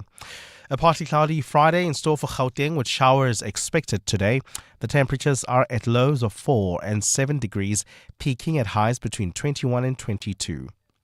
And in the traffic, there's some delays in Lenasia along Nirvana Drive. This is between the Golden Highway as well as Klipspruit Valley Road. Please be on the lookout there. And if you know exactly what's happening, do remember to send us a message on X at EWN Traffic. While traveling on the N1 North, we still have got bumper-to-bumper traffic between the N12 exit and the Golden Highway. The top story this hour: the auctioneers in charge of disposing of the infamous Gupta compound say they will return to the business rescue practitioners for instructions after 2 of the 3 properties were not sold.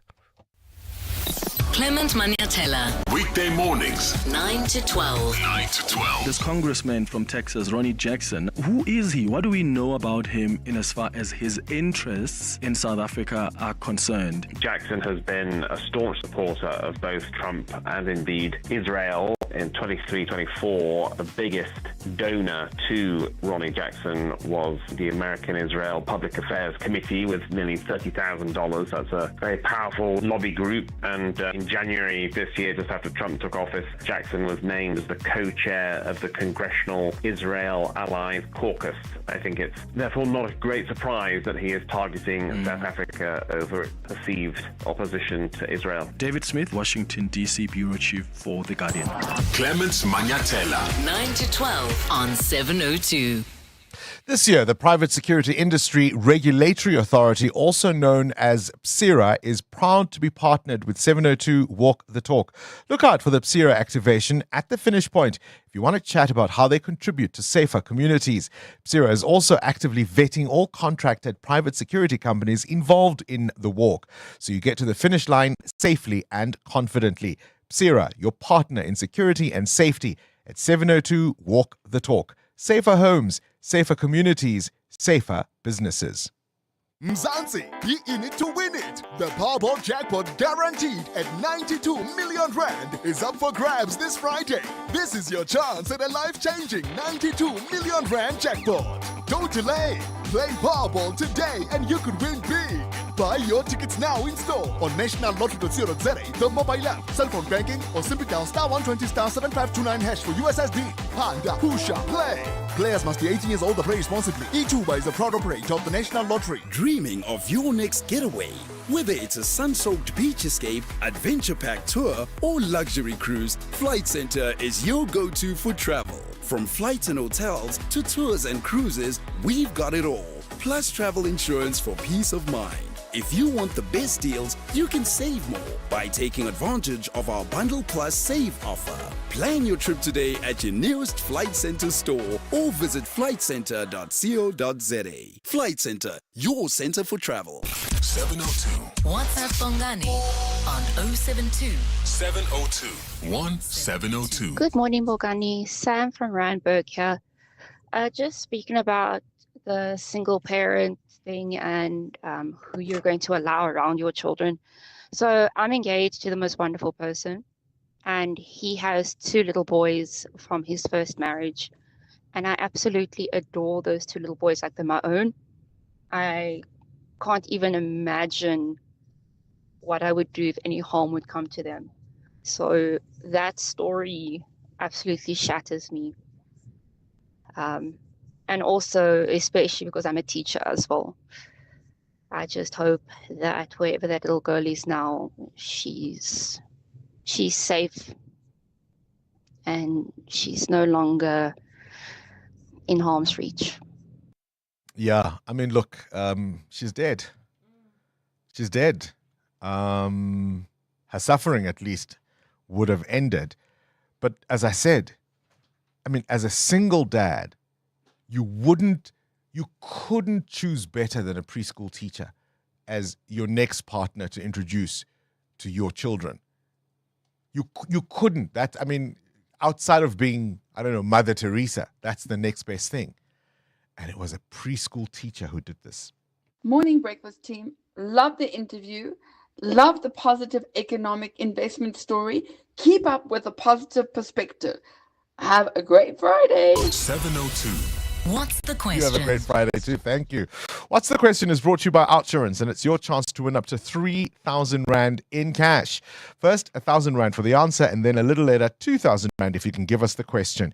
SMS out to 45142 now, and you could save on your car insurance. Today's answer comes from Tumeka, who is in the south of Joburg.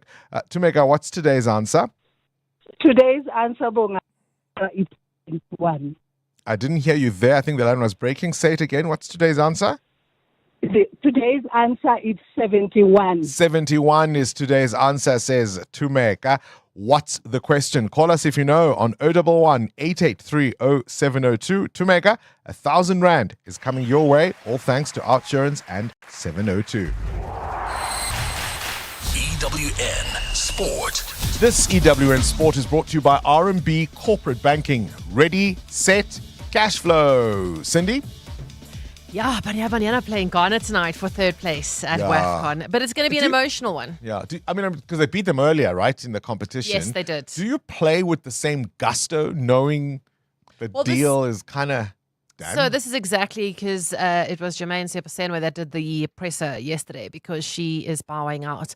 And she just literally said, we beat them in the group, but it's very difficult to get motivated to mentally prepare for third place, because I think they were highly disappointed. They really, really believed they were going to make that final. I think everybody believes they're going. Like in sport, you'd be a very silly sports person if you're like, oh no, we think we're going to finish fifth, but they really believed they're going. We heard some of our Bafana coaches in the past. Yeah. But Asikalapo, We're just happy to show up. rankings matter. So, that might be at least some influence. There is a lot to play for, yes, absolutely. But she did admit, and I love honesty, in that it is very hard to prepare mentally, especially with that injury to Gabriela Salgado. I think people don't realize how traumatizing it was for the players on the field to see her broken leg. Yeah. So an emotional night, because Seopesenwe retires from international football with more than 100 caps to her name. Obviously, I made that decision before the tournament, and so coming into the tournament, I've been very settled, very calm. For me, it's just been the sense of relief. I don't know if that's the word to use, but also a sense of calmness, and the fact that it's coming to an end is kind of weird in a way, but the decision that I made was for my well-being, and I stand by that decision. Kickoff is at 9 p.m. In cricket, England in control of the fourth test. They'll resume day 3 on 225 for 2, trailing India by 133. Duckett made 94 yesterday, Crawley 84. India were all out for 358 as Stokes took 5 wickets. In T20 action, New Zealand thrashed Zimbabwe by 60 runs. They'll play the Proteas in the Tri-Series final tomorrow. After the series, the Proteas travel to Australia for 3 T20s and 3 ODIs. Bavuma returns from injury alongside Markram, Rabada, Rickleton and Stubbs. There's also maiden call-ups for Brevis, Pretorius and Subrayem. Formula One's in Belgium, and for the first time in 20 years, Red Bull don't have Christian Horner as team principal. Max Verstappen said he only found out about Horner's axing shortly before. That was it, management told me about it, and then, life has to go on, because we had the 2-week break, so there were from team side a lot of things going on. But at the same time, I already had basically like a week planned of holidays, so in a way it was also good just to reflect on the first bit of the season. Yeah, just come back here and just go again, try to be better. In rugby, the Currie Cup season opens tonight with Pumas against Griquas. Tomorrow, the Lions are hosting the Sharks at 3, and then Province plays the Bulls. Tadej Pogacar is on track to win his 4th Tour de France. Though Ben O'Connor won stage 18, Pogacar has an overall lead of 4 minutes and 26 seconds going into the last 3 stages. And wrestling legend Hulk Hogan died at the age of 71. Paramedics treated Hogan at his home for cardiac arrest, but he died later in hospital. Hogan, whose real name was Terry Bollea, was the biggest professional wrestler in the 80s and 90s. WWE co-founder Vince McMahon, in his tribute, called Hogan the greatest WWE superstar of all time and a global phenomenon. Cindy Paluta, Eyewitness News Sport. Feeling some lag in Sector 3? Copy. Optimizing working capital. Ready. You're approaching a tight corner. Cash flow pressure ahead. Low on liquidity. Supply pressure is building. Set. Deploying cash injection in 3, 2, 1. Flow. Nice move. Better supply chain control. Lab time advantage. Faster cash cycles, leaner inventory, and optimized working capital. Ready, set, cash. cash flow. Corporate banking from RMB. RMB, a division of First Rand Bank Limited, an authorized FSP and credit provider. From yesterday, 24th July, to the 27th of July, Decorex Joburg returns to the Sandton Convention Centre, now spanning 5 halls. Explore over 300 brands, shop exclusive show specials, and discover the latest in interiors, kitchens, bathrooms, and luxury finishes. Experience live interactive demos, expert LED talks, and handmade Africa design market. There's something for every style, space, and home. Book your tickets now at decorex.co.za or buy at the door. You've been supporting the boys your whole life. Don't you feel like a cry? They never gave up, and now they've made it to the finals. The finals! Don't you feel like crying? But you're on your couch, 12,000 kilometers away. Don't you feel like a cry? You can only imagine what it would feel like to actually be there. Crying. Now imagine not just being there, but getting seats 5 rows up at the halfway line. Oh, yes! Invest early. You'll be so happy you did. Coronation. Trust is earned. Coronation is a registered FSP. EWN Traffic. This EWN Traffic is brought to you by Citroen. Buy an Aircross from 279,000 or a C3 from 262,000 with a service plan and get a 4-month payment holiday. Visit citroen.co.za. T's and C's apply. It's 7:45, Amo. Where Bongani, are the pressure points? The M2 West is a mess because traffic is backed up on both sides of the roads between Wemapan Road and the Crown Interchange, so please be on the lookout there. And if you're traveling on the Mayakwa North, you still have got bumper-to-bumper traffic between Boysons and the Kilani Bends. And traveling on the N1 North towards Sunning Hill, do expect delays between Malibongwe Drive and Winnie Mandela Drive. I have more updates for you. Stay tuned. There's more EWN on air, online, and on the EWN app. Break! You should put yourself first, like interpreting mandatory in-office days as optional. You do more than enough and you deserve breaks, no matter what the boomers say. Maybe if they'd done more lunchtime yoga, they'd be less uptight. That's why we'll give you a 4-month payment holiday when you buy the powerful C3 from just 262,900, which comes standard with rear sensors, reverse camera, warranty, and service plan. Visit citron.coza for more. T's and C's apply. Elevate your flying experience with Lift Premium. Enjoy even more space, comfort, and convenience with priority boarding, extra baggage allowance, and complimentary lounge access. Visit lift.co.za today.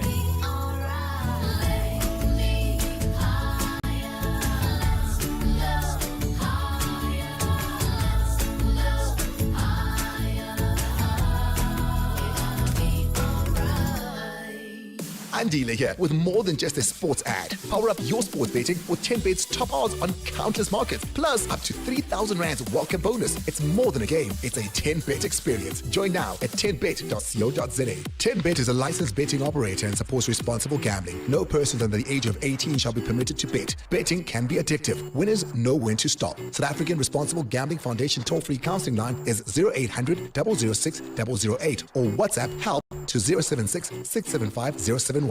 From 24 to 27 July, Decorex Joburg returns to the Sandton Convention Centre, now spanning 5 halls. Explore over 300 brands, shop exclusive show specials, and discover the latest in interiors, kitchens, bathrooms, and luxury finishes. Experience live interactive demos, expert-led talks, and the handmade Africa design market. There's something for every style, space, and home. Book your tickets now at decorex.co.za or at the door. 702. What's the question? For 2,000 Rand in cash, all thanks to Outsurance. Please tell me what's the question. If the answer is 71. Let's go to the lines. We have Lisejo, who is in Pretoria, I am told. Lisejo, what's the question? Hi, Uncle Bono. The question is, how old was this wrestling legend Hulk Hogan when he passed away on the 24th? Yeah, we practically gift wrapped it to you, Liseko, didn't we? It was also in Cindy's bulletin. Tell me, have you got yourself a quote from Outsurance? I do. Your biscuit, 2,000 Rand is coming your way, all thanks to Outsurance and 702. Well done. The wrestling legend, of course, Hulk Hogan, passing away at the age of 71 yesterday. And I think this is the sound that introduced him to the world. We played it a little earlier this week, but why not?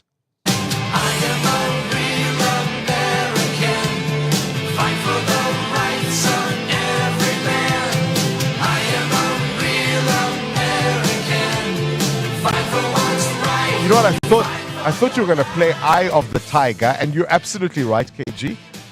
Real American was, you could argue, the birth of Hulk mania, right? He'd first used Eye of the Tiger earlier in his career. But did you know that he used to drink beer before working out? Hulk Hogan used to drink beer before working out. I suppose some might say that explains everything. Have a listen. Well, the truth is, truth be told, before I wrestled, I always kept a case of beer in the dressing room. Yeah. Because the boys never had that treat. But when I was around, I had that. A little bit of stroke back then. Yeah. I'd keep a case of beer and the boys would hit it before we go to the ring. Made the matches much better. But that was then and this is now. But I did drink a beer every once in a while, for before I'd work out, just to have fun when the guys would come over. I didn't do it all the time. Sure. But we had one heavy-duty day a year. The tragedy about a mistake or a misstep you can make in life is no matter what else you might have done before that mistake, it's the one thing people remember you for. Hulk Hogan was a self-admitted racist who was caught on tape using the N-word freely on multiple occasions, and also dreading the idea that his son, if he were to ever be arrested, would then have to be incarcerated with black men.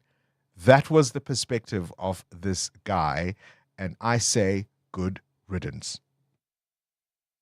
Now, just in, Zandile, a 38-year-old woman, has added an unbelievable 918 Rand a month more to her budget. That's right, she switched to Outsurance and she now saves 918 Rand a month on her 2024 Sherry Tigo 1.5 litre.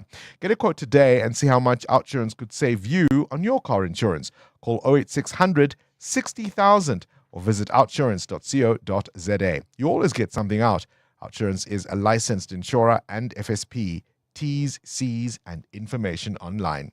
Choose the 8 kilometer for those walking strong, the 6.7 kilometer in honor of Mandela Month, or the 4 kilometer for families and first timers in 702's Walk the Talk. Tickets on primemediaplus.com. The iconic 702 Walk the Talk is back. It's bigger than ever. And of course, we are celebrating Mandela Month and taking to the streets of Tshwane.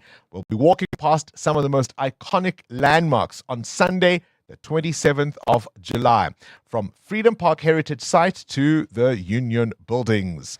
You can still grab tickets at primemediaplus.com. This is a message brought to you by the National Department of Sport, Arts and Culture.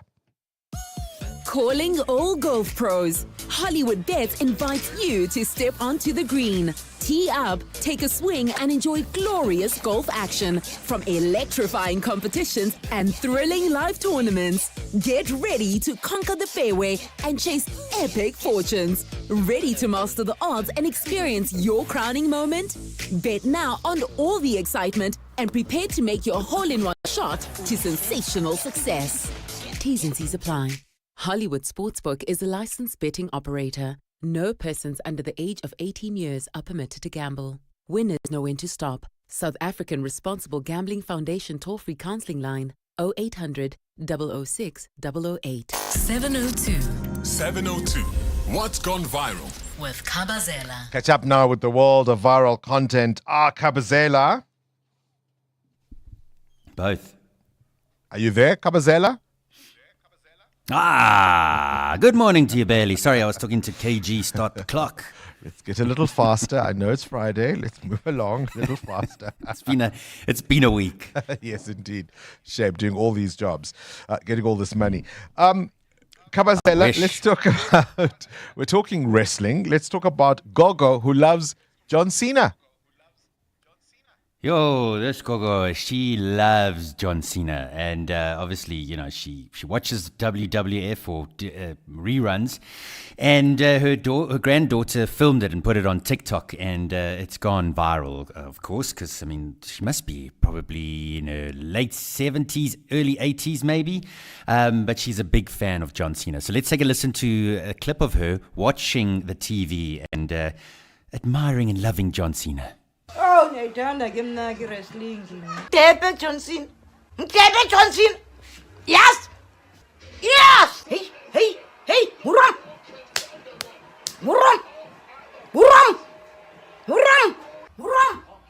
Khetha. Yes. Love you. Hi, I'm Danny Johnson, son. We're comfortable in my bed, Murang! Oh, wow. Getting very excited there. Wow. Slapping her hands and fists and yeah. You know, and I don't know, there are those people that love WWF or WWE, I think what it's better known as. But if you were one of those fans, for me, I didn't like the fact that it wasn't real. It was all staged. It acted a lot most of the time. So basically, like a soap opera, really, with wrestlers.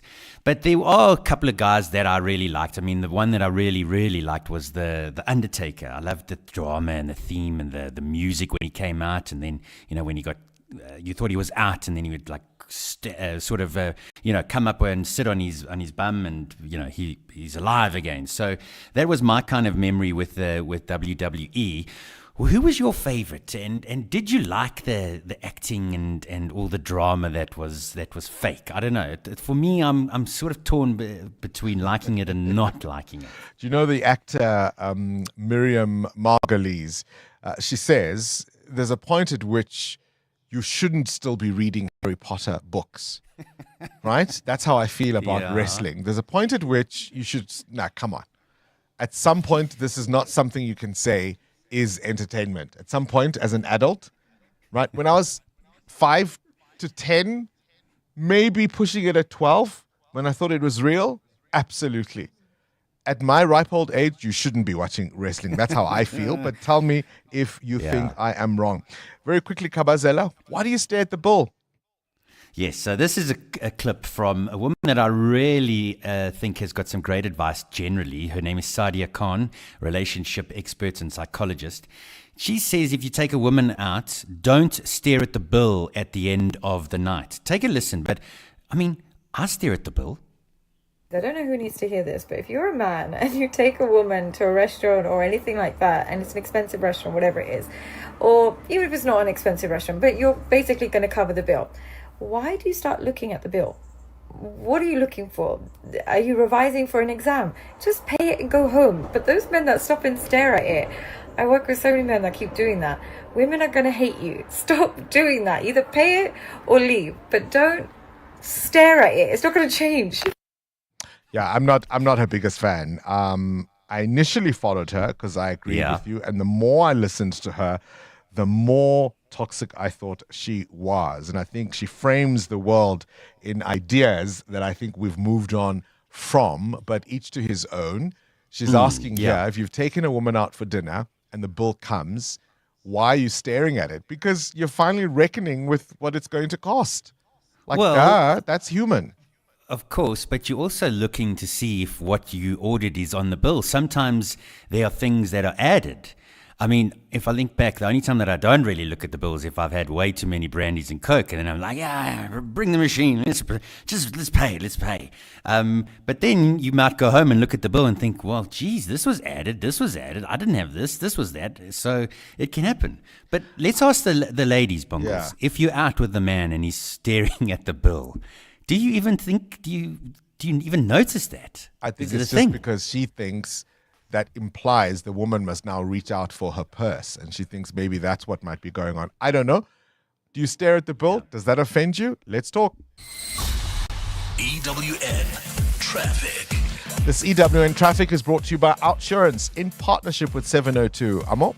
Well, Bongani, we've got delays on the Mike 1 North. This is between Boyson's Road and the Car Street exit. Please be on the lookout there due to peak time delays. More delays are being reported on the N1 North between Malibongo Drive and Winnie Mandela Drive. Please drive with care. I'll have more updates for you coming up shortly. There's more EWN on air, online, and on the EWN app. The Outsurance pointsmen know that every car on the road carries a story. There's a car with a parent and a nervous but excited kid practicing her lines to put on a show-stopping performance at the school play.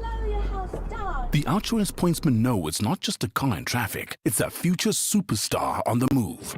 Every story's different and every story matters. That's why the Outsurance pointsmen have been doing what they do since 2005 in proud partnership with 702. Outsurance is a licensed insurer and FSP. 702. 702. Feedback. With Siamtanda Matiso. Samtanda Matiso, am I wrong? No. If you're out on a date and it's assumed he's paying, if he's looking at the bill, would that be an issue for you? Would you No, not see at him all. differently? Not at all. I just feel like we just over criticize on social media just to sound different. I think that she's just pushing it. So her whole approach to relationships is to go back to quote unquote traditional values where the man must pay. So she pushes this agenda that if you don't pay, if you're a man and you don't provide, women don't actually they won't really like you. You've got to... She just wants people to comment so that she can make more money on TikTok. Come on. Your favorite wrestler? It was Rey Mysterio. I remember in 2004 they came here in South Africa and some of the kids were able to make it there and I was so jealous. But thinking back now, knowing that it's fake, it's like, oh, okay, you have to outgrow it. Because it was 2004. Yeah. Yes, thank you very much. That's why you're a serious producer at 702. Wow, Wongs, thank you. Well, in good news, the wait is over. Walk the Talk is finally kicking off on Sunday and we are excited to meet the 702 How long are you landers. I think I'm going to do 8 this year. Good. I'll be one of those who will be there early in the morning. And please make sure, I know collections are open. You need to go to Wanderers Stadium, Gate 1. They will be open until Saturday from 9 till 5 o'clock. And please make sure you have your walking number. You have your park and ride ticket if you have ordered for the park and ride. And also you have a branded t-shirt, okay? So that you do not have any issues on the day of the event. And if you need more information about what's going to be happening on Walk the Talk, go to Prime Media Plus. Everything is there, including the number, the call center number that you can call. What your responses to all that we've raised on the show? Some sobering words in our big interview earlier this morning with Advocate Paul Pretorius. Do you reckon this commission will be done in 6 months? Looking at the breadth of the scope of what they need to look at. Your thoughts? This is EWN. Police say cash-in-transit criminals killed in Crown Mines were tracked from KZN, and the defense prepares for its turn in the Mayiwa trial. Good morning, I'm Sfiso Zulu. Police say 5 suspected cash-in-transit robbers killed during a confrontation with officers were wanted for committing crimes in Gauteng and KwaZulu-Natal. The suspects died in a shootout last night in Crown Mines. The operation included officers from Gauteng and KZN. Gauteng Police Commissioner Tommy Mtombeni says guns and banknotes were also recovered at the scene. Based on the vehicle, you can see the vehicle which they were driving in there. This vehicle have been linked with the previous crime scene, as I've indicated in Kingsley in KwaZulu-Natal. On the 14th, there was attempted murder and cash-in transit heist, the G4S. And this vehicle is the same vehicle which have been seen on that other crime scene. The father of murdered 4-year-old Nada Jane Chalita says he has no doubt his ex-lover, Amber Lee Hughes, will be found guilty on all charges against her. Hughes, a former preschool teacher, faces charges of murder and rape, and she's admitted to drowning the little girl in a bathtub in 2023, but she maintains that she did not rape her. Ndozo Kumalo reports. In shocking revelations, Amber Lee Hughes yesterday admitted she had initially planned to plead guilty for the murder of the child before deciding against it. It follows the abrupt change of her legal team. It was later discovered she needed new lawyers after her former team withdrew from the case. Speaking to media after Hughes' brief appearance, the victim's father, Ali Chilita, says it's about time she came clean. It was the first thing I said when I got out of the court. The very first sentence I said, we could have started here from the first session, and this could have been over a long time ago. But some people don't want to believe what they do, and they don't want to take responsibility for what they've done. The matter has been postponed to the 7th of August. Ndozo Kumalo, Eyewitness News. As the defense in the Senzo Meyiwa trial decides to take its shot at the accused being released, their plans for a discharge application must now be considered by legal aid. Yesterday, the state closed its case, shifting focus to the defense.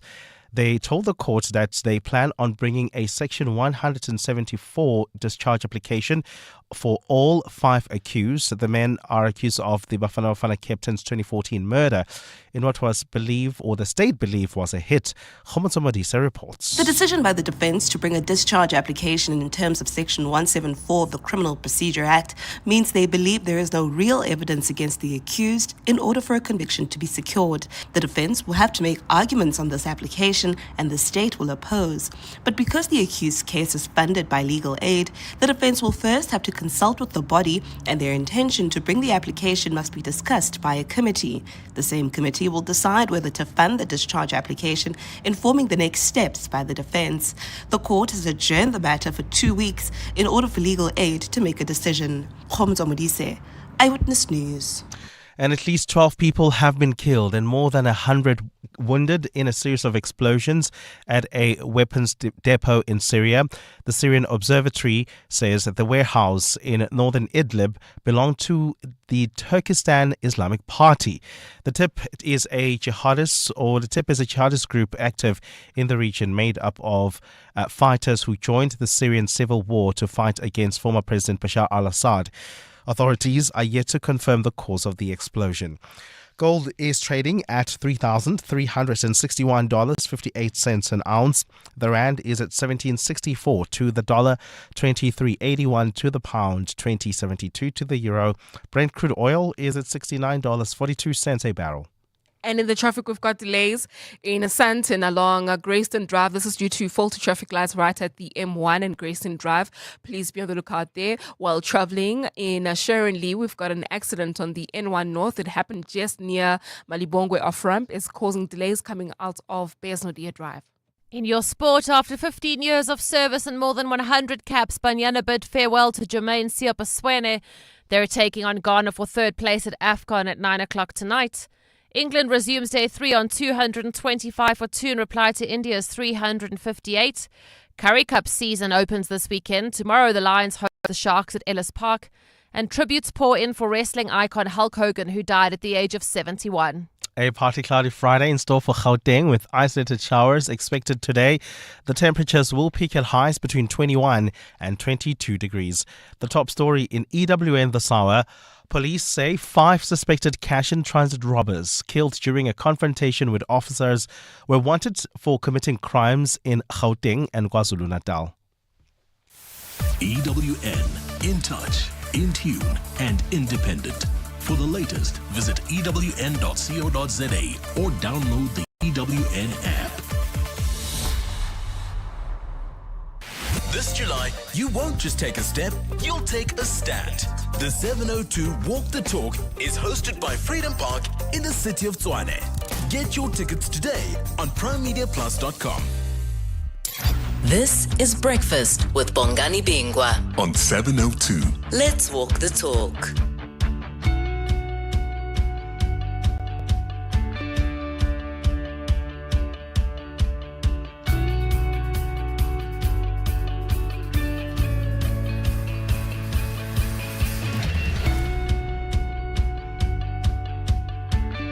8 minutes after 8 o'clock it is for Roy Yay. Welcome to 702 Breakfast if you've just joined us. As always, of course, on a Friday, we look back on the week that was. We spoke to Tsidi Madia a little earlier on, and she's doing an interview with Helen Ziller in her podcast, Politricking with Tsidi Madia. And she says one of the things that came out of it is that she thinks Helen Ziller is a fait accompli as a candidate for Johannesburg mayor for the Democratic Alliance. But she wouldn't wade in on DA succession conversations. Now, you might interpret that as perhaps not wanting to interfere because of her role as federal chair, or you might say maybe she's not the biggest fan of the current leader, John Steenhuisen. You can check that out, of course, on Prime Media Plus. We spoke to Advocate Paul Pretorius. I mean, when the team and I were thinking about the terms of reference of the Madlanga Commission, we thought, who better than the chief evidence leader of the Zondo Commission to talk about the work of commissions, what they do, and what happens if their recommendations sit there gathering dust. And Advocate Pretorius says, 6 months? 6 months? Come on. This is Breakfast with Bongani Bingwa on 702. Let's walk the talk. 9 minutes after 6 o'clock. I think I said earlier, and I'll stand by it. Tell me if I'm wrong. There's a point at which you shouldn't be watching WWE. Right? Like, come on. When you believed it was still real and you were young, I got it. This Gogo who loves John Cena, although Gogos can be forgiven for watching wrestling. I'm not talking about Gogos. I'm talking about, young adults. Listen to me. Listen to me thinking I'm a young adult. You know who's a young adult? Mm-hmm. You know who's a young adult? Stephen Grootes. It is his birthday today. Happy birthday, Stivovo. Hope you'll be still on the Money Show today. I don't know if you've taken leave. Matteo, are you not doing the Money Show today? No, I don't know anything about that yet. That means he's working on his birthday. Wishing Stephen Grootes a very, very happy birthday. Why do you stare at the bill? When you're at a restaurant and you're about to pay, do you go through that bill with a fine tooth comb? Or do you just pay because it's not going to change? Let's talk. Let's talk. We're listening. Morning, Bongani. I feel like the word stare already has a negative overtone to it. Even scrutinize would be better than using the word stare. So as you said, I feel also there's a bit of toxicity in the way that message is relayed. Morning, Bongani. No, you must look at the bill. If he doesn't look at the bill, I look at the bill. I double check, and I make sure everything is correct. We can never just pay. I mean, I'm not sure what this woman is thinking. Bye. Hey, morning bongs, Kabazela, Lee here in Edenvale. I really don't care about staring at the bowl, hey. This is South Africa, things cost. And not expecting the guy to pay either. Like really, can people just grow up? Yeah, I'm also not a huge fan of that relationship expert. I completely agree with you, Bongani. I think that a lot of her ideas are for an older generation, maybe. Let's put it that way. But anyway, yeah, no issues with staring at the bill. Let us all come to terms, hey? Have a great day, guys. Staring at the bill does not offend me at all. The truth of the matter is, I think the communication should be there beforehand as to who is paying. If you offer as a girl to go Dutch, you do that. Staring at the bill can also mean that the man is actually looking at what he wants to tip the waiter. Especially in South Africa, so yeah, staring at the bill does not bother me. And like I said, the communication should be there in advance as to who's taking out who's paying. Are we going to go Dutch? Am I going to just pay my part? However, staring does not bother me. Hey, Bongani, Kembo from Honeydew.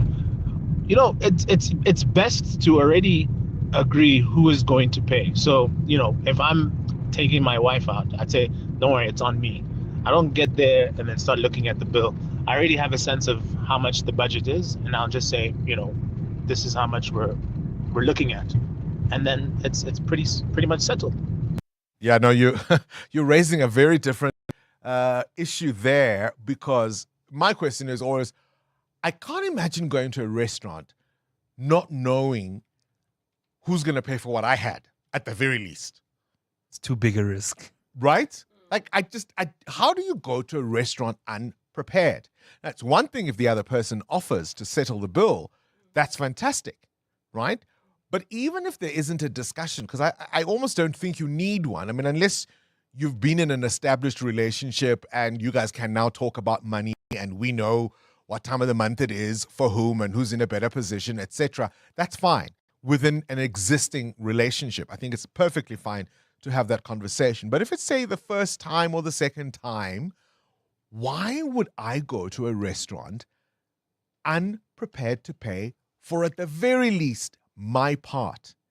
And you know how often I'm in that situation where I just get the stare, the blank stare, and I'm just like, so you came here just assuming. Come on, you're Bongani Bingwa, man. Now you must pay the bill. Even if I want to, lie to me. Lie to me. Say what? Say, I'd like to pay for this. Let's go Dutch. Let's go half-half. Wow. Make me believe you can. Almost sounds disappointed. Make me believe you can. We're talking about this content creator who says, what she's really trying to imply is that if a man stares at the bill too long, it'll make the woman uncomfortable, because maybe now she'll believe she has to volunteer to assist or contribute, or maybe that it'll give the impression he's tight-fisted, and that will obviously be a turn-off, or that he can't afford it. So she asks, why do you keep staring at the bill? It's not going to change. It's the weirdest thing to ask something like that, because you could be working out the tip that you're about to give, because looking at the items on the slip, because you know how many times I've found drinks that were there that I didn't even have. Yeah. Or even, especially when you go out with kids and they have those kiddies meal, they usually sell it out as if it's a combo on the menu. But when you have to pay out, they singled out everything, right? Many a times I had to say, actually, you said this is actually the meal comes with a drink. It's a combo. So why am I paying for the extras? So you have to check your bill. You have to stare at it. Yeah, no, all Sadia, shame. I'm not her biggest fan. EWN traffic. Right, who's staring at the road ahead, Amo, because they're stuck in traffic, 16 after 8? Well, the people on the N1 North, they're staring at this accident. It happened just before the Malibongwe Drive off-ramp. It's causing delays coming out of Bayes-Lodia Drive. And if you're traveling on the southerly direction towards Bryanston, do expect more traffic volumes. This is between Rivonia Road and Winnie Mandela Drive, while heading towards Fourways. Delays along Witkoppen Road, approaching Winnie Mandela Drive. This is now due to roadworks that are taking place there. Please be on the lookout and approach with care. I will have more updates for you. Stay tuned. There's more EWN on air, online, and on the EWN app.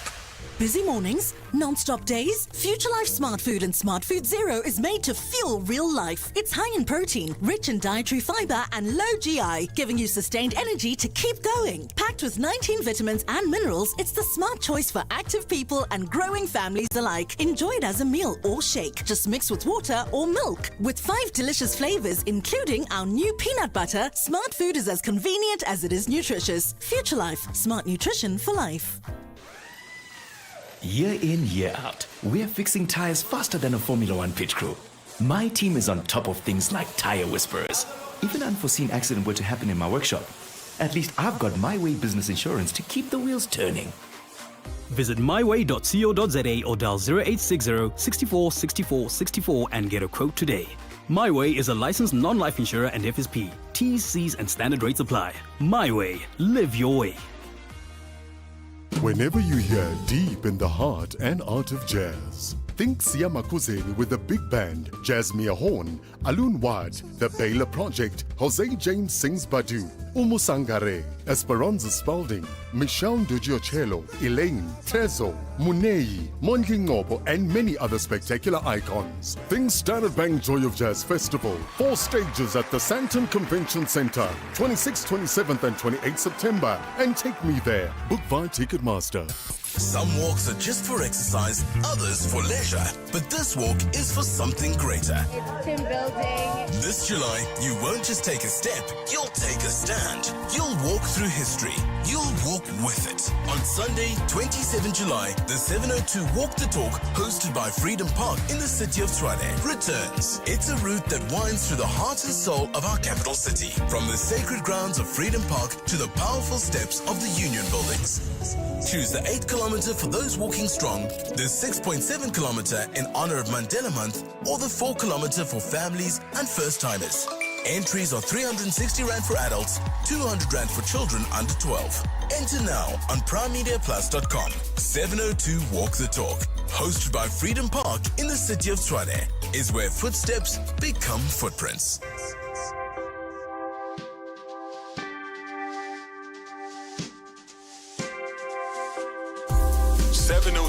This weekend.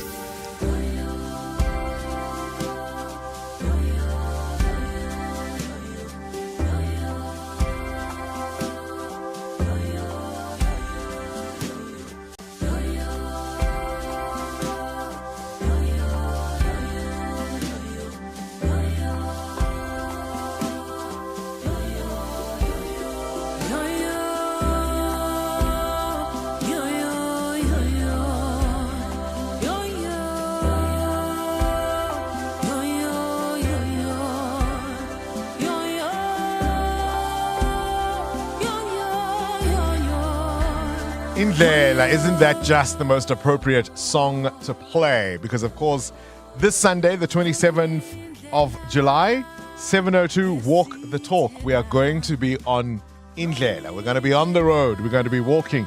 And you know, Walk the Talk is more than just a stroll. It's a celebration of unity, purpose, and even rhythm. Zoe Mudicha is one of the stars who are going to be bringing her soulful fire. And I imagine there have been months of rehearsals, vocal prep, and hard work. Zoe, always a pleasure to chat to you. Always good to see you when we bump into each other. First of all, will you be able to walk and sing? Can I tell you, good morning to all the listeners. It's always beautiful to see you and to talk to you too. I'm actually in a little cubicle in the gym right now to take this conversation with you.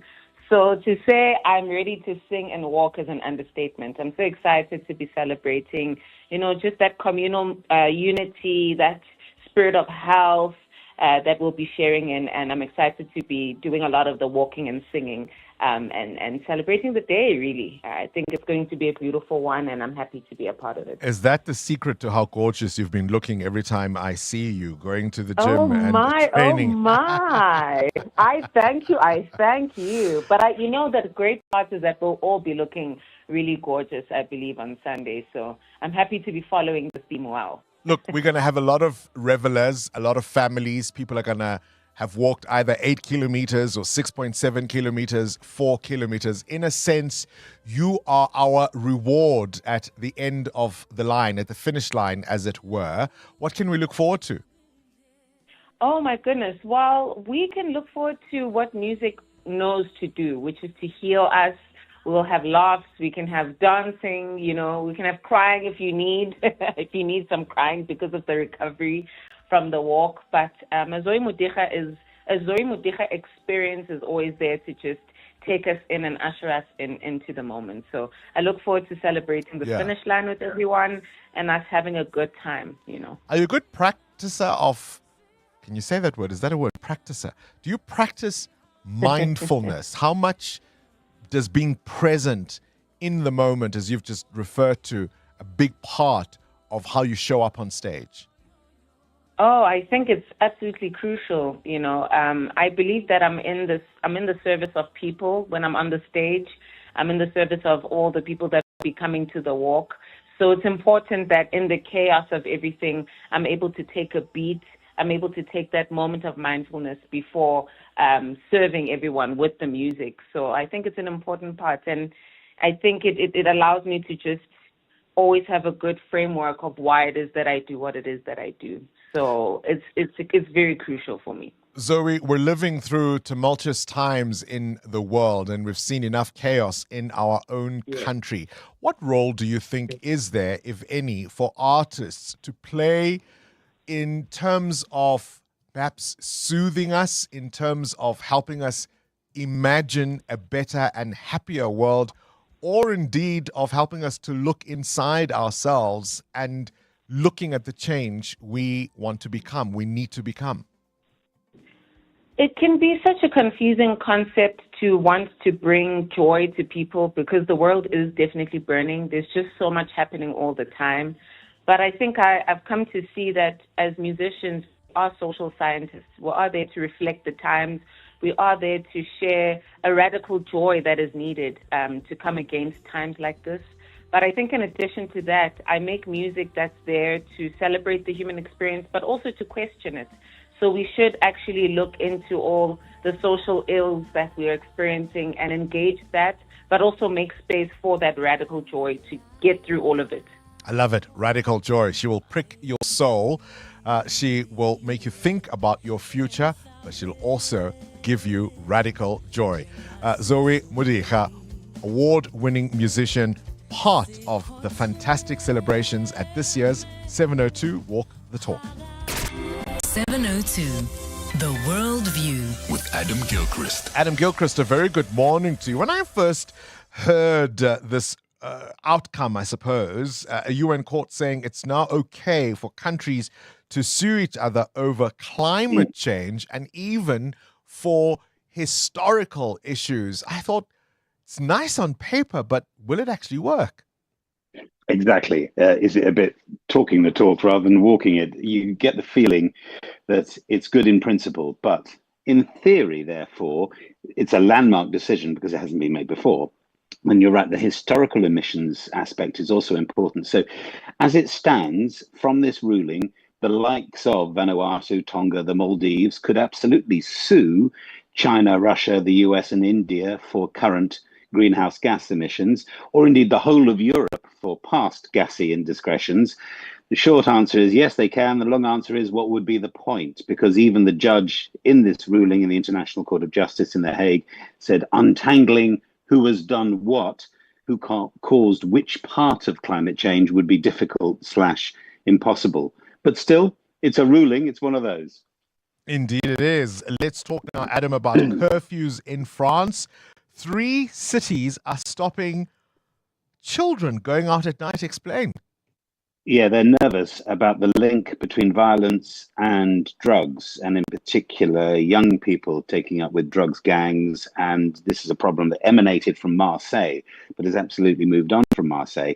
And in the last year or two, there have been any number of stabbings and beatings and burnings and vandalism linked to drug-fueled teenagers in particular. So Nîmes, Béziers and Limoges, very different cities, but the 3 of them have now all put curfews effectively, although there's slightly different rules from one city to the other, but under 16s are essentially now banned from going out and about from 9 p.m. to 6 a.m. You do get it. I mean, the Interior Ministry in France says 110 people died from drug-related violence last year. 300 people were injured from drug-related violence last year. They've got to do something. I wonder if they couldn't have tried that other thing, playing Mozart in shopping centres. Doesn't that work sometimes, just to disperse young gangs? You wonder if a curfew is an extreme kind of reaction. But don't diplomats have immunity, Adam, I ask you? Well, they do, but they're still meant to pay their way. I'm sure that a British diplomat in South Africa, given a speeding fine, would pay up instantly, or would they? Because you do get the feeling that the diplomats in London are criminal gangs roaming our streets. I mean, the congestion charge specifically in London is £15 a day per car and very easy to do online. And you'd think that, excuse me, the diplomatic missions and embassies and consulates and high commissions would have a system to pay up. The worst culprits for evading these fines, as the US Embassy. They owe London, and therefore us Londoners, £16 million. Japan, China, India, and Nigeria are the next on the list. They owe us collectively £40 million. Of the 168 diplomatic missions, 150 are in arrears. South African diplomats, by the way, owe us £2 million, or just over £2 million, 50 million rand. You are 20th on the list. Better than Cuba, worse than Israel. I put it to you, on behalf of London, I'll take a check, cash, or a card. You lost us at pounds, Adam. You lost us at pounds. Adam Gilchrist with this morning's Worldview. EWN Business. Mateo is about to tell us exactly what the Rand-Pound exchange is at the moment.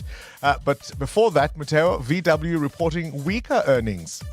Yeah, Germany's Volkswagen has lowered its full-year production guidance and reported a sharp drop in second quarter profit as the car giant navigates the disruptive impact of U.S. tariffs. U.S. President Donald Trump recently threatened to raise duties on EU auto imports to about 30% from the 1st of August, ramping up the pressure on the 27-nation trading bloc. Europe's biggest car maker posted an operating profit of 3.8 billion euros from the 3 months to June, down 29% from 5.4 billion euros reported last year. VW reported second quarter sales revenue of 80.8 billion euros, that also missing expectations. Europe's car makers are currently struggling to get to grips with a series of industry challenges, including robust competition from Chinese car brands, as well as US President Donald Trump's higher tariffs. Visa investing in Africa. Yeah, Visa has opened its first data center in Africa as part of a 1 billion rand investment over the next 3 years in South Africa. According to Business Day, the payments giant says this move represents a significant expansion of its global processing network, VisaNet, which powers more than 100 billion transactions annually across 200 countries and territories. Where's the rand? 17 Rand 65 weaker against the dollar this morning, 20 Rand 71 cents against the euro, and at 23 Rand 80 cents against the British pound. The price of gold at $3,355 an ounce, or platinum, is down 1.5% at $1,406. Brent crude at $69.70 a barrel. Stephen Crotus with the wrap of the week's business later this afternoon. Shame on his birthday too. Mr. Zulu, let's come to you now at the news desk. What's the latest you have in Eyewitness News? Good morning. Thanks, Bongani. Good morning. A coach hailed as a hero for ensuring 34 young soccer players made it back home safely after being stuck in Europe says he's still trying to figure out what went wrong. 3 junior teams flew to Spain earlier this month for a football tournament arranged by PT Football Academy, but the academy failed to book return flights despite participants paying money for the trip. The youngsters were left stranded in Portugal for more than a week. Carlo Peterson reports. Coach Jesse Julius, who arrived in Cape Town yesterday with the last batch of young footballers, says when they left Cape Town they had return tickets. We had a date when we're returning and everything. I think we started to pick it up after the tournament finished, and we wanted the details to check the kids in. That's when we discovered, look, something is happening here. After getting no answers from PT Football Academy for 3 days, the coaches approached the South African Embassy in Spain for assistance. The Western Cape Department of Cultural Affairs and Sport has promised to initiate a full probe into the ordeal. Carlo Peterson, Eyewitness News. The auctioneers in charge of disposing of the infamous Gupta compound say they will return to the business rescue practitioners for instructions after 2 of the 3 properties were not sold. The compound went on auction yesterday as the state looks to recover millions from the controversial brothers who have since fled the country. Out of the 3 properties, the only more modest house, which is used as staff headquarters, was sold for 3.3 million rand. The 2 other houses were not auctioned. Head of the disposal at Park Village Auctions, Graham van Niekerk, says they anticipated to struggle in selling the larger properties. So we have a plan B, and we now will go back to the business rescue practitioner and we will take our instruction from them. But in all likelihood, we will put together a plan to sell them either by offer or a consultation process through a couple of parties that have showed some interest. And Thailand's acting prime minister has warned that cross-border clashes with Cambodia could develop into war as the countries trade deadly strikes for a second day. More than 100,000 people have fled the conflict in Cambodia as the death toll rises. The long-running border dispute erupted into intense fighting this week, with authorities reporting 14 people have died in Thailand. Cambodia and Thailand have a history of occasional conflict. The two countries share a long and forested border with areas that both sides claim. International powers have urged or agreed for hostilities to stop, with the UN Security Council set to hold an emergency meeting on the crisis today.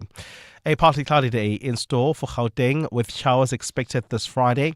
The temperatures are at lows of 4 and 7 degrees, peaking at highs between 21 and 22. And in the traffic, we've got delays on the N1 South towards Bryanston coming out of Rivonia Road.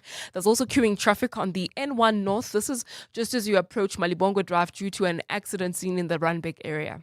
The top story this hour, a coach hailed as a hero for ensuring 34 young soccer players made it back home safely after being stuck in Europe, says he's still trying to figure out what went wrong.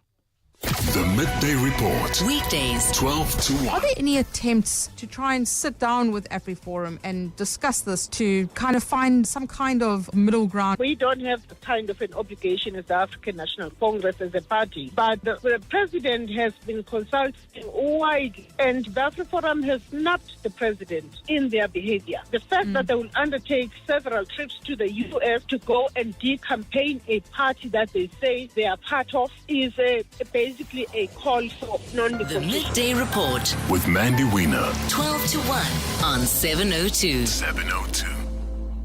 My family's struggling with snotty noses and phlegmy coughs. Oh no! Have you tried ACC? ACC 600 is a convenient one-a-day effervescent tablet from 14 years of age. Or now also in a no-water-needed, fruity-flavored sherbet-like granules that dissolve in your mouth. Ideal for the on-the-go adult. Ask for ACC 600 effervescent or oral powder at your nearest pharmacy to get rid of the snotties and flemmings. And trust, if it doesn't say ACC, it's not ACC. You could binge watch a third season this weekend. Or you could grab the new Berry Blue sports drink from Aquila Vive and get moving. Blue has never tasted so good. Bursting with bold berry flavor, packed with electrolytes and vitamins, and free from colorants. Aquila Vive sports and power drinks. Let's move. Choose the 8 kilometer for those walking strong, the 6.7 kilometer in honor of Mandela Month, or the 4 kilometer for families and first timers in 702's Walk the Talk. Tickets on primemediaplus.com. Your office is more than just a place to work. It's a reflection of your success. At Desk and Chair, we help you elevate your workspace with locally manufactured desks and a wide range of chairs to suit your style and budget. Our expert consultants are with you every step of the way, from planning to delivery and assembly. Visit our showroom in Midrand or shop online at deskandchair.co.za. Desk and Chair. Think, feel, work better. 702. WhatsApp Bongani on 072 702 1702. Hi Bongani, for me the moment that I remember of wrestling was the time Brock Lesnar carried the Big Show, slammed him on the ring, and the structure of the ring collapsed. That's the moment that I remember as a kid, but I also can't blame people who still watch the WWE even at their adult stages or beyond, because some people still believe that everything that's happening there is real. You know, you get people who still cry that somebody has broke their back because of wrestling, or they kill somebody, yet everything is just drama that is staged. Good morning, 702. I believe the analogy for me is that as much as I would go and watch Mission Impossible, it's entertaining. I know that it's all fake. I mean, he doesn't get shot at so many times. That is the same analogy for wrestling. They go and watch it for entertainment. They know it's fake, but it's entertaining. So that's when I stopped judging people that watch wrestling. It's like a movie. but live. Bongs, professional wrestling is storytelling. It's days of our lives, but stories that run for 50, 60, and 70 years. And the drama that goes in between, it's just something special, man. Whatever happened to books, eh? Listen, I get it. Wrestling is a huge money spinner, particularly in the United States. And it is almost like playing characters, because as your popularity, gains traction, you can then be moved, for example, from somebody who's going to lose the fight to being somebody who's going to win the fight. I mean, The Rock explains his own career trajectory around wrestling and how he started. And as he became more popular, then he was allowed to start winning fights. And we know the rest is history. Each to his own. If you enjoy wrestling, I wonder if you'll be watching any this weekend. EWN Sport. Cindy Paluta, do you watch wrestling? So, for me, Hulk Hogan was really big in our house. He was a really big character. I mean, if you grew up in the 80s and 90s. And what I think kids today will never... Okay, so firstly, there's a great documentary on Netflix on Vince McMahon and the WWE, WWF scenario. And you will see how they tried to break away, etc., etc. But growing up, and I think kids of today would find this absolutely bizarre. In order for us to watch WrestleMania, my uncle went to the video store and he got WrestleMania on videotape. And then we all sat around on a Saturday night with a bucket of KFC and we watched WrestleMania, whatever it was. Because it wasn't always on TV. It wasn't on TV. Yeah. You had to hire it because it was from the States. Because why? We weren't getting access to certain things, right? So you had to hire it on a videotape and then everybody got to watch it. Gosh. I mean, I remember the Hulk Hogan of my youth. Very sadly, very different from the Hulk Hogan who's just died in terms of how I think of him. But I'd forgotten that. I'd forgotten that it wasn't, sort of a standard thing that you get on TV. And then it was Hulk Hogan and the Ultimate Warrior. And the Ultimate Warrior was this guy that would wear zinc on his face, that luminous color zinc. And then suddenly all the boys were wearing luminous zinc on their face because Fani de Villiers was also wearing the zinc on the face. And we forget that a lot of the antics from WrestleMania spilled over into other parts of life and affected other cultures. All right, let's talk more Very sport. Fascinating. Banyana bids farewell to veteran Jermaine Sepiswenia tonight. After 15 years and more than 100 caps, she plays in her last international match. South Africa taking on Ghana for third place at WAFCON at 9 p.m. Sepiswenia is comfortable in her decision. Football has given me everything that I have today, and for me, in the way I play is how I repay what football has given me. The passion and the love that I have for the game is why we do it. I think over the years, obviously, yes, Banyana has given me a platform to show my abilities, and it's taken me to a lot of places in the world that I would have never thought that I would have been in, and so I owe football everything. Tomorrow's night is the final between Morocco and Nigeria. In cricket, England resumed day 3 on 225 for 2, trailing India by 133. Duckett made 94, Crawley 84. India yesterday 358 all out. Stokes took 5 wickets. Proteas are in action tomorrow. They play New Zealand in the T20 Tri-Series final at 1 o'clock. Yesterday, New Zealand thrashing Zimbabwe by 60 runs. Currie Cup tomorrow at Emirates Airline Park. The Lions host the Sharks at 3 p.m, followed by Western Province playing the Bulls. Tonight, the season opens with Pumas and Griquas. Formula One's in Belgium this weekend. All eyes on Red Bull's life after Christian Horner. The team principal was axed after 20 years mid-season. McLaren's Piastri tops the drivers' standings, 8 points ahead of teammate Norris. The defending champion Max Verstappen is 69 points off Piastri's pace. Today's Pogacar's on track to win his 4th Tour de France this weekend. Though Ben O'Connor won stage 18, Pogacar's has the overall lead of 4 minutes and 26 seconds going into the last 3 stages. And as we said, wrestling legend Hulk Hogan dying at the age of 71. Paramedics treated Hogan at his home for cardiac arrest, but he died later the same day in hospital. Hogan, whose real name was Terry Bollea, was the biggest professional wrestler of the 80s and 90s. Sylvester Stallone, who acted alongside Hogan in Rocky III, says the wrestler was absolutely wonderful and his amazing skill made Rocky III incredibly special. Cindy Paluta, Eyewitness News Sport. Entries to the 702 Walk the Talk are open. Go to primemediaplus.com to get your tickets today. At Bright, we don't provide business insurance. We insure your businesses Future success. because your business is so much more than desks and computers and equipment, which is why we use our specialist expertise to tailor solutions for each client differently to ensure what's really important. So insure your businesses. Financial security, BT. With Bright today, contact your broker or go to brightinsure.co.za to find out more. Bright, approach risk with purpose. Bright is a licensed insurer and authorized FSP. Aquele. Aquele. Aquele. Aquela. Aquele. Aquili. Aquele. No matter how you say it, one thing's for sure. Aquele is South Africa's most loved water brand, refreshing you with pure natural spring water and delicious flavored sparkling drinks.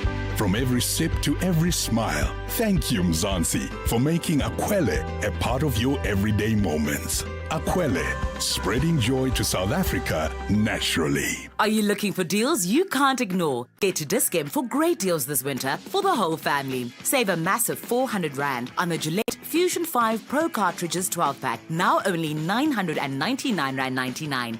Get 20% off all Nutri-Men face care products and save 79 Rand 98 when you buy any 2 Sanex 500ml shower gels for just 100 Rand. Hurry, winter price cuts end 17 August. Only at Dis-Chem. Better health starts here. EWN Traffic. 16 minutes before 9 o'clock. It's been a busy Friday morning. Unusually busy, I think, for a Friday. I think it speaks to the payday. You know, most people prefer using their own cars on payday because then after work they have other things that they would like to go off and do. Whereas on some days they'd rather use the bus or the train. Look at you. So if you are traveling on the N1 North, bumper-to-bumper traffic towards Malibongo Drive due to an accident. There's also queuing traffic in the southerly direction of this route, approaching Winnie Mandela Drive coming out of Rivonia Road, while on the Mike 1 North, delays between Boyson's Road and the Kilani Bend. Speaking of the Mike 1 North, we've got an accident actually. It's been reported right near the Ethel Oaklands Road, and it's causing delays. Please be on the lookout there and approach with care. I'll have more updates for you at the top of the hour. There's more EWN on air, online, and on the EWN app.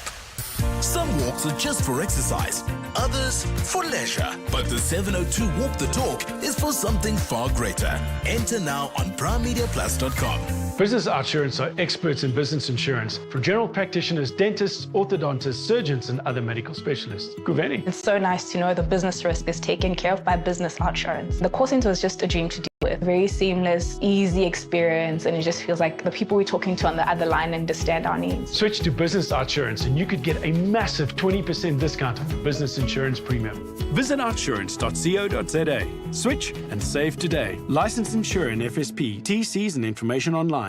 Life has its own rhythm, but muscle and joint pain may upset the beat. Noflex Gel. Trust Noflex Gel's triple action formula to target muscle pain, reduce inflammation, and help numb the affected area. Noflex Gel. So, get your beat back and reclaim the rhythm of life. Noflex Gel. Beat the pain with Noflex Gel and higher strength Noflex Gel Fort. For more information, speak to your healthcare professional. Celebrate the horse racing season of champions with Hollywood Bets and saddle up for sensational success. Stand a chance to win a spectacular share of over 2 million Rand in prizes, including a brand new Amoda C5 or C7. All you have to do is bet 50 Rand or more on any horse racing event for a shot at your crowning moment. Take the reins and get ready to gallop to grand rewards. Bet now.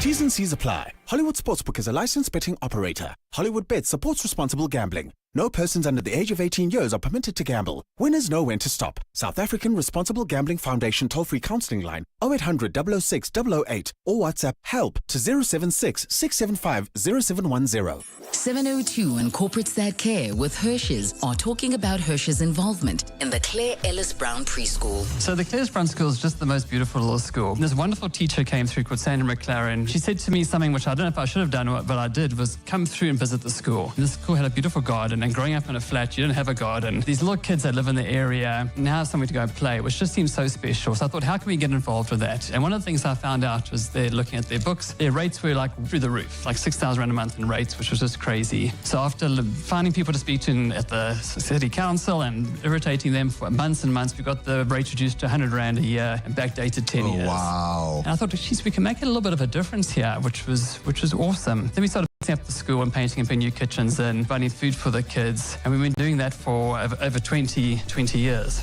Hirsch's, proud to help grow bright futures, one child at a time. Learn more at hirsches.co.za. 702.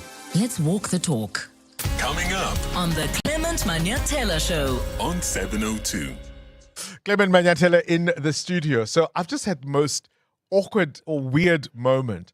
And I don't know if this happens to you, Clement, but often I will, and these are people I know. So it could be friends that I haven't seen in a while. Yeah. So these are people in my life. So they're not fanning or anything of that sort.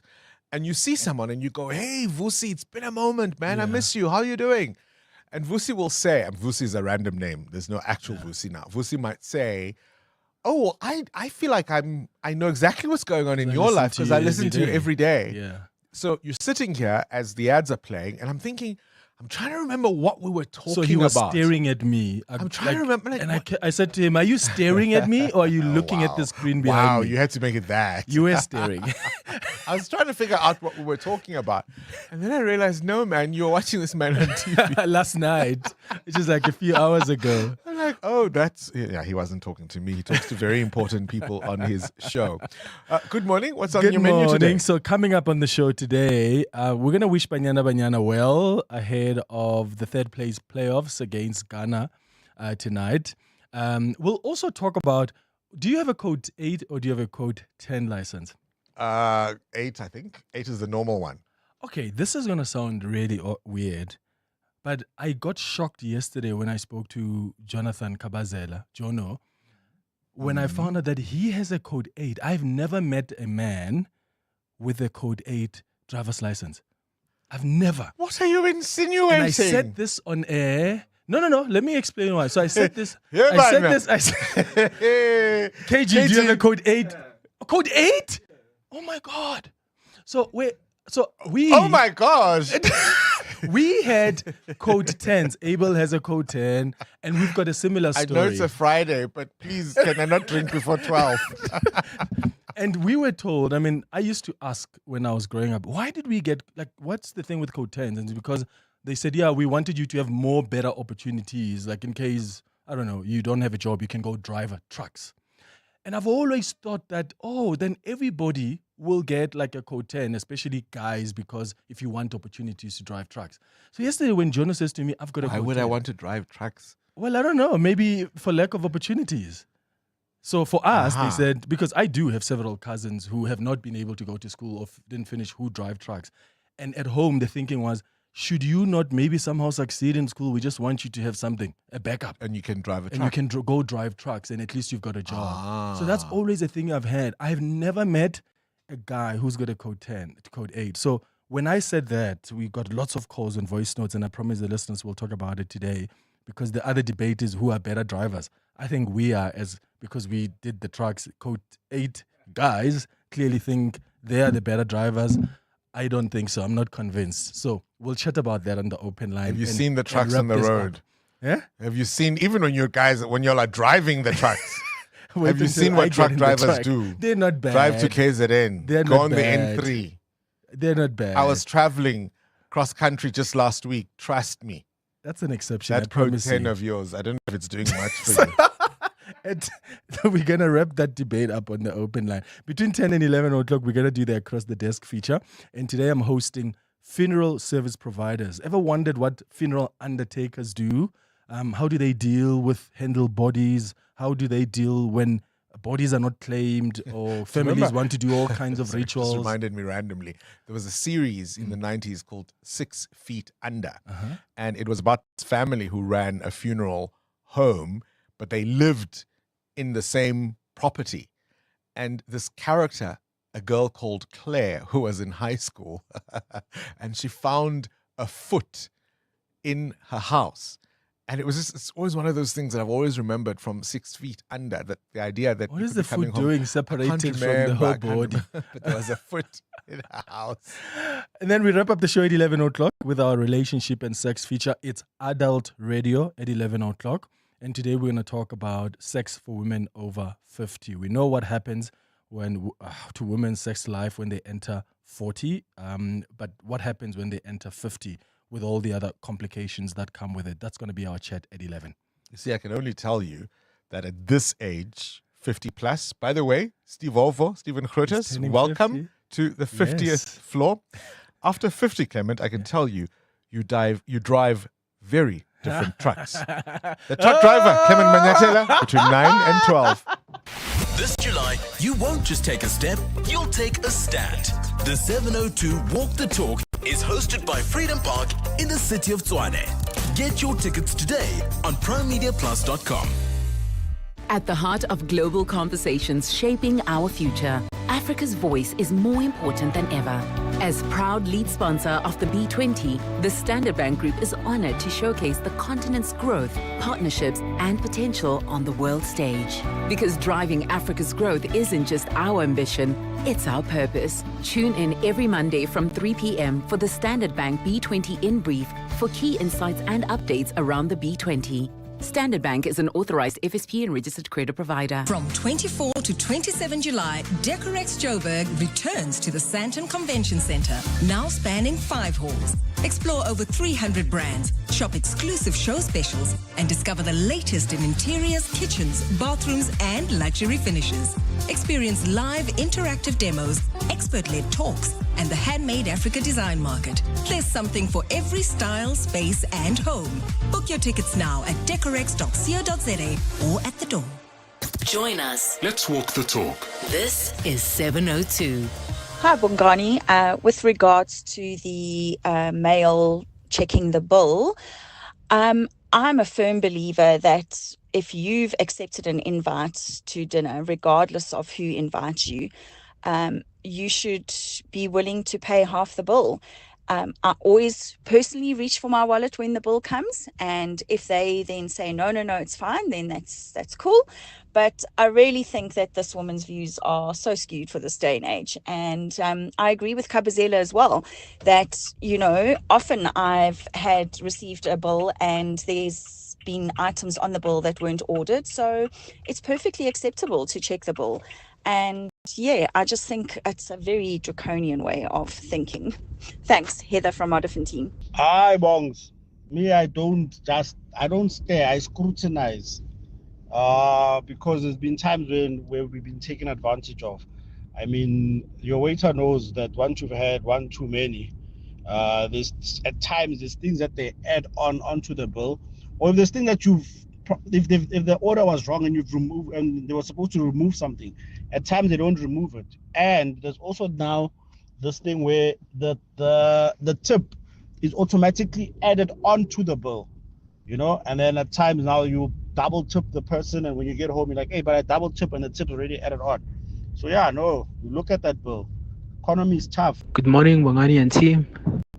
With regard to the bill on a date, yes, I do look at the bill, and I don't see anything wrong with that, because sometimes obviously you need to have a look at how much you've spent so that you can calculate the tip, you know, for the waiter. So I don't see anything wrong with that, to be honest. Thank you.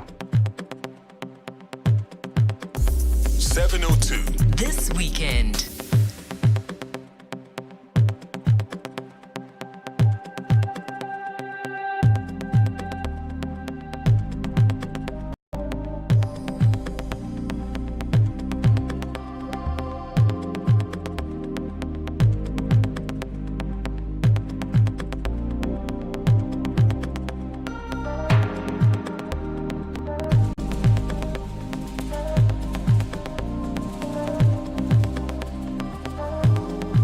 Oh man, the fun we are going to have.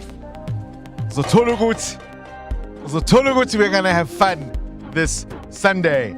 Tswane's heartbeat will echo from Freedom Park as thousands will be lacing up their tackies for this year's 702 Walk the Talk. And I'm so pleased to tell you that one of your rewards at the finish line is going to be a performance by Jazzworks, DJ and producer, joining us in, or at least on the show. I wish you were in studio. A very good morning to you, and I'm so looking forward to your performance on Sunday. Good morning, Bongani. We're also looking forward to performing for you guys at the 702 Walk in Union Building. Have you prepared? How have you prepared for what I imagine will be a special performance? Yeah, so how we've prepared basically is that we have a couple of exclusives that we'll be playing for you guys that will be coming through on our album that we're dropping soon with me and Tugutela. It's called Most Wanted. It's the most highly anticipated album in the country. But however, I think we're very excited to have a good time with everybody and for us to enjoy this walk as well. Listen, people are going to be tired. Some will have done 8 kilometers, 6.7, 4 kilometers. Yeah. But you are going to be part of keeping the vibe, the energy going. And it's going to be a great day out, eh? Yeah, it's going to be a great day out. We can't wait to re-energize and revive people's energies all over again. Even though they might be tired, but trust me, a good time is what I can guarantee you. So let's talk about your set list. You're talking about songs from your anticipated upcoming album, but surely there must be some of the crowd favorites that you're not going to leave out. Of course. Vuga being one of them, Isaga, Bengicela, Toluguti. The list is endless. Yeah. So we can't wait. We really can't wait for you guys to experience it. The crowd favorites we can't leave out. No, definitely not. It will be criminal. If you do, we'll have you on the show on Monday and we'll fight with you.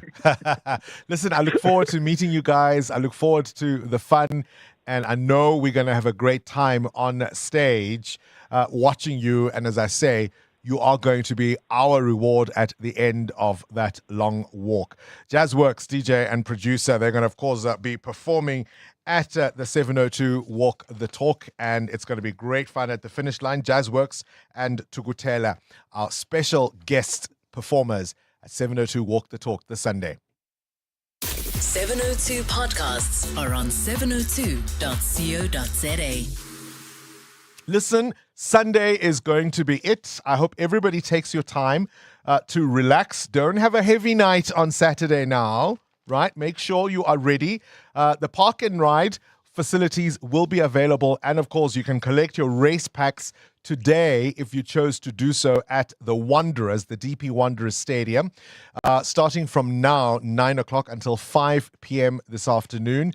Tomorrow is where you collect when you collect your race packs. If you chose the Union Buildings, you can collect those tomorrow in Pretoria. So the race packs for Pretoria tomorrow, and if you chose the Wanderers, you can collect those today.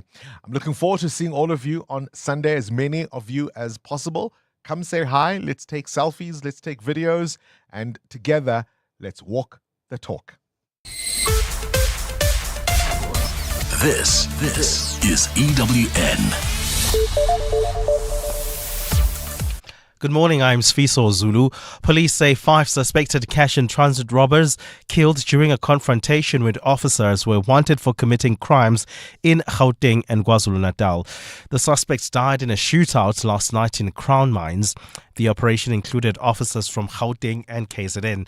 Gauteng Police Commissioner Tommy Mtombeni says guns and banknotes were also recovered at the scene. Based on the vehicle, you can see the vehicle which they were driving in there. This vehicle have been linked with the previous crime scene, as I've indicated in Kingsley in KwaZulu-Natal.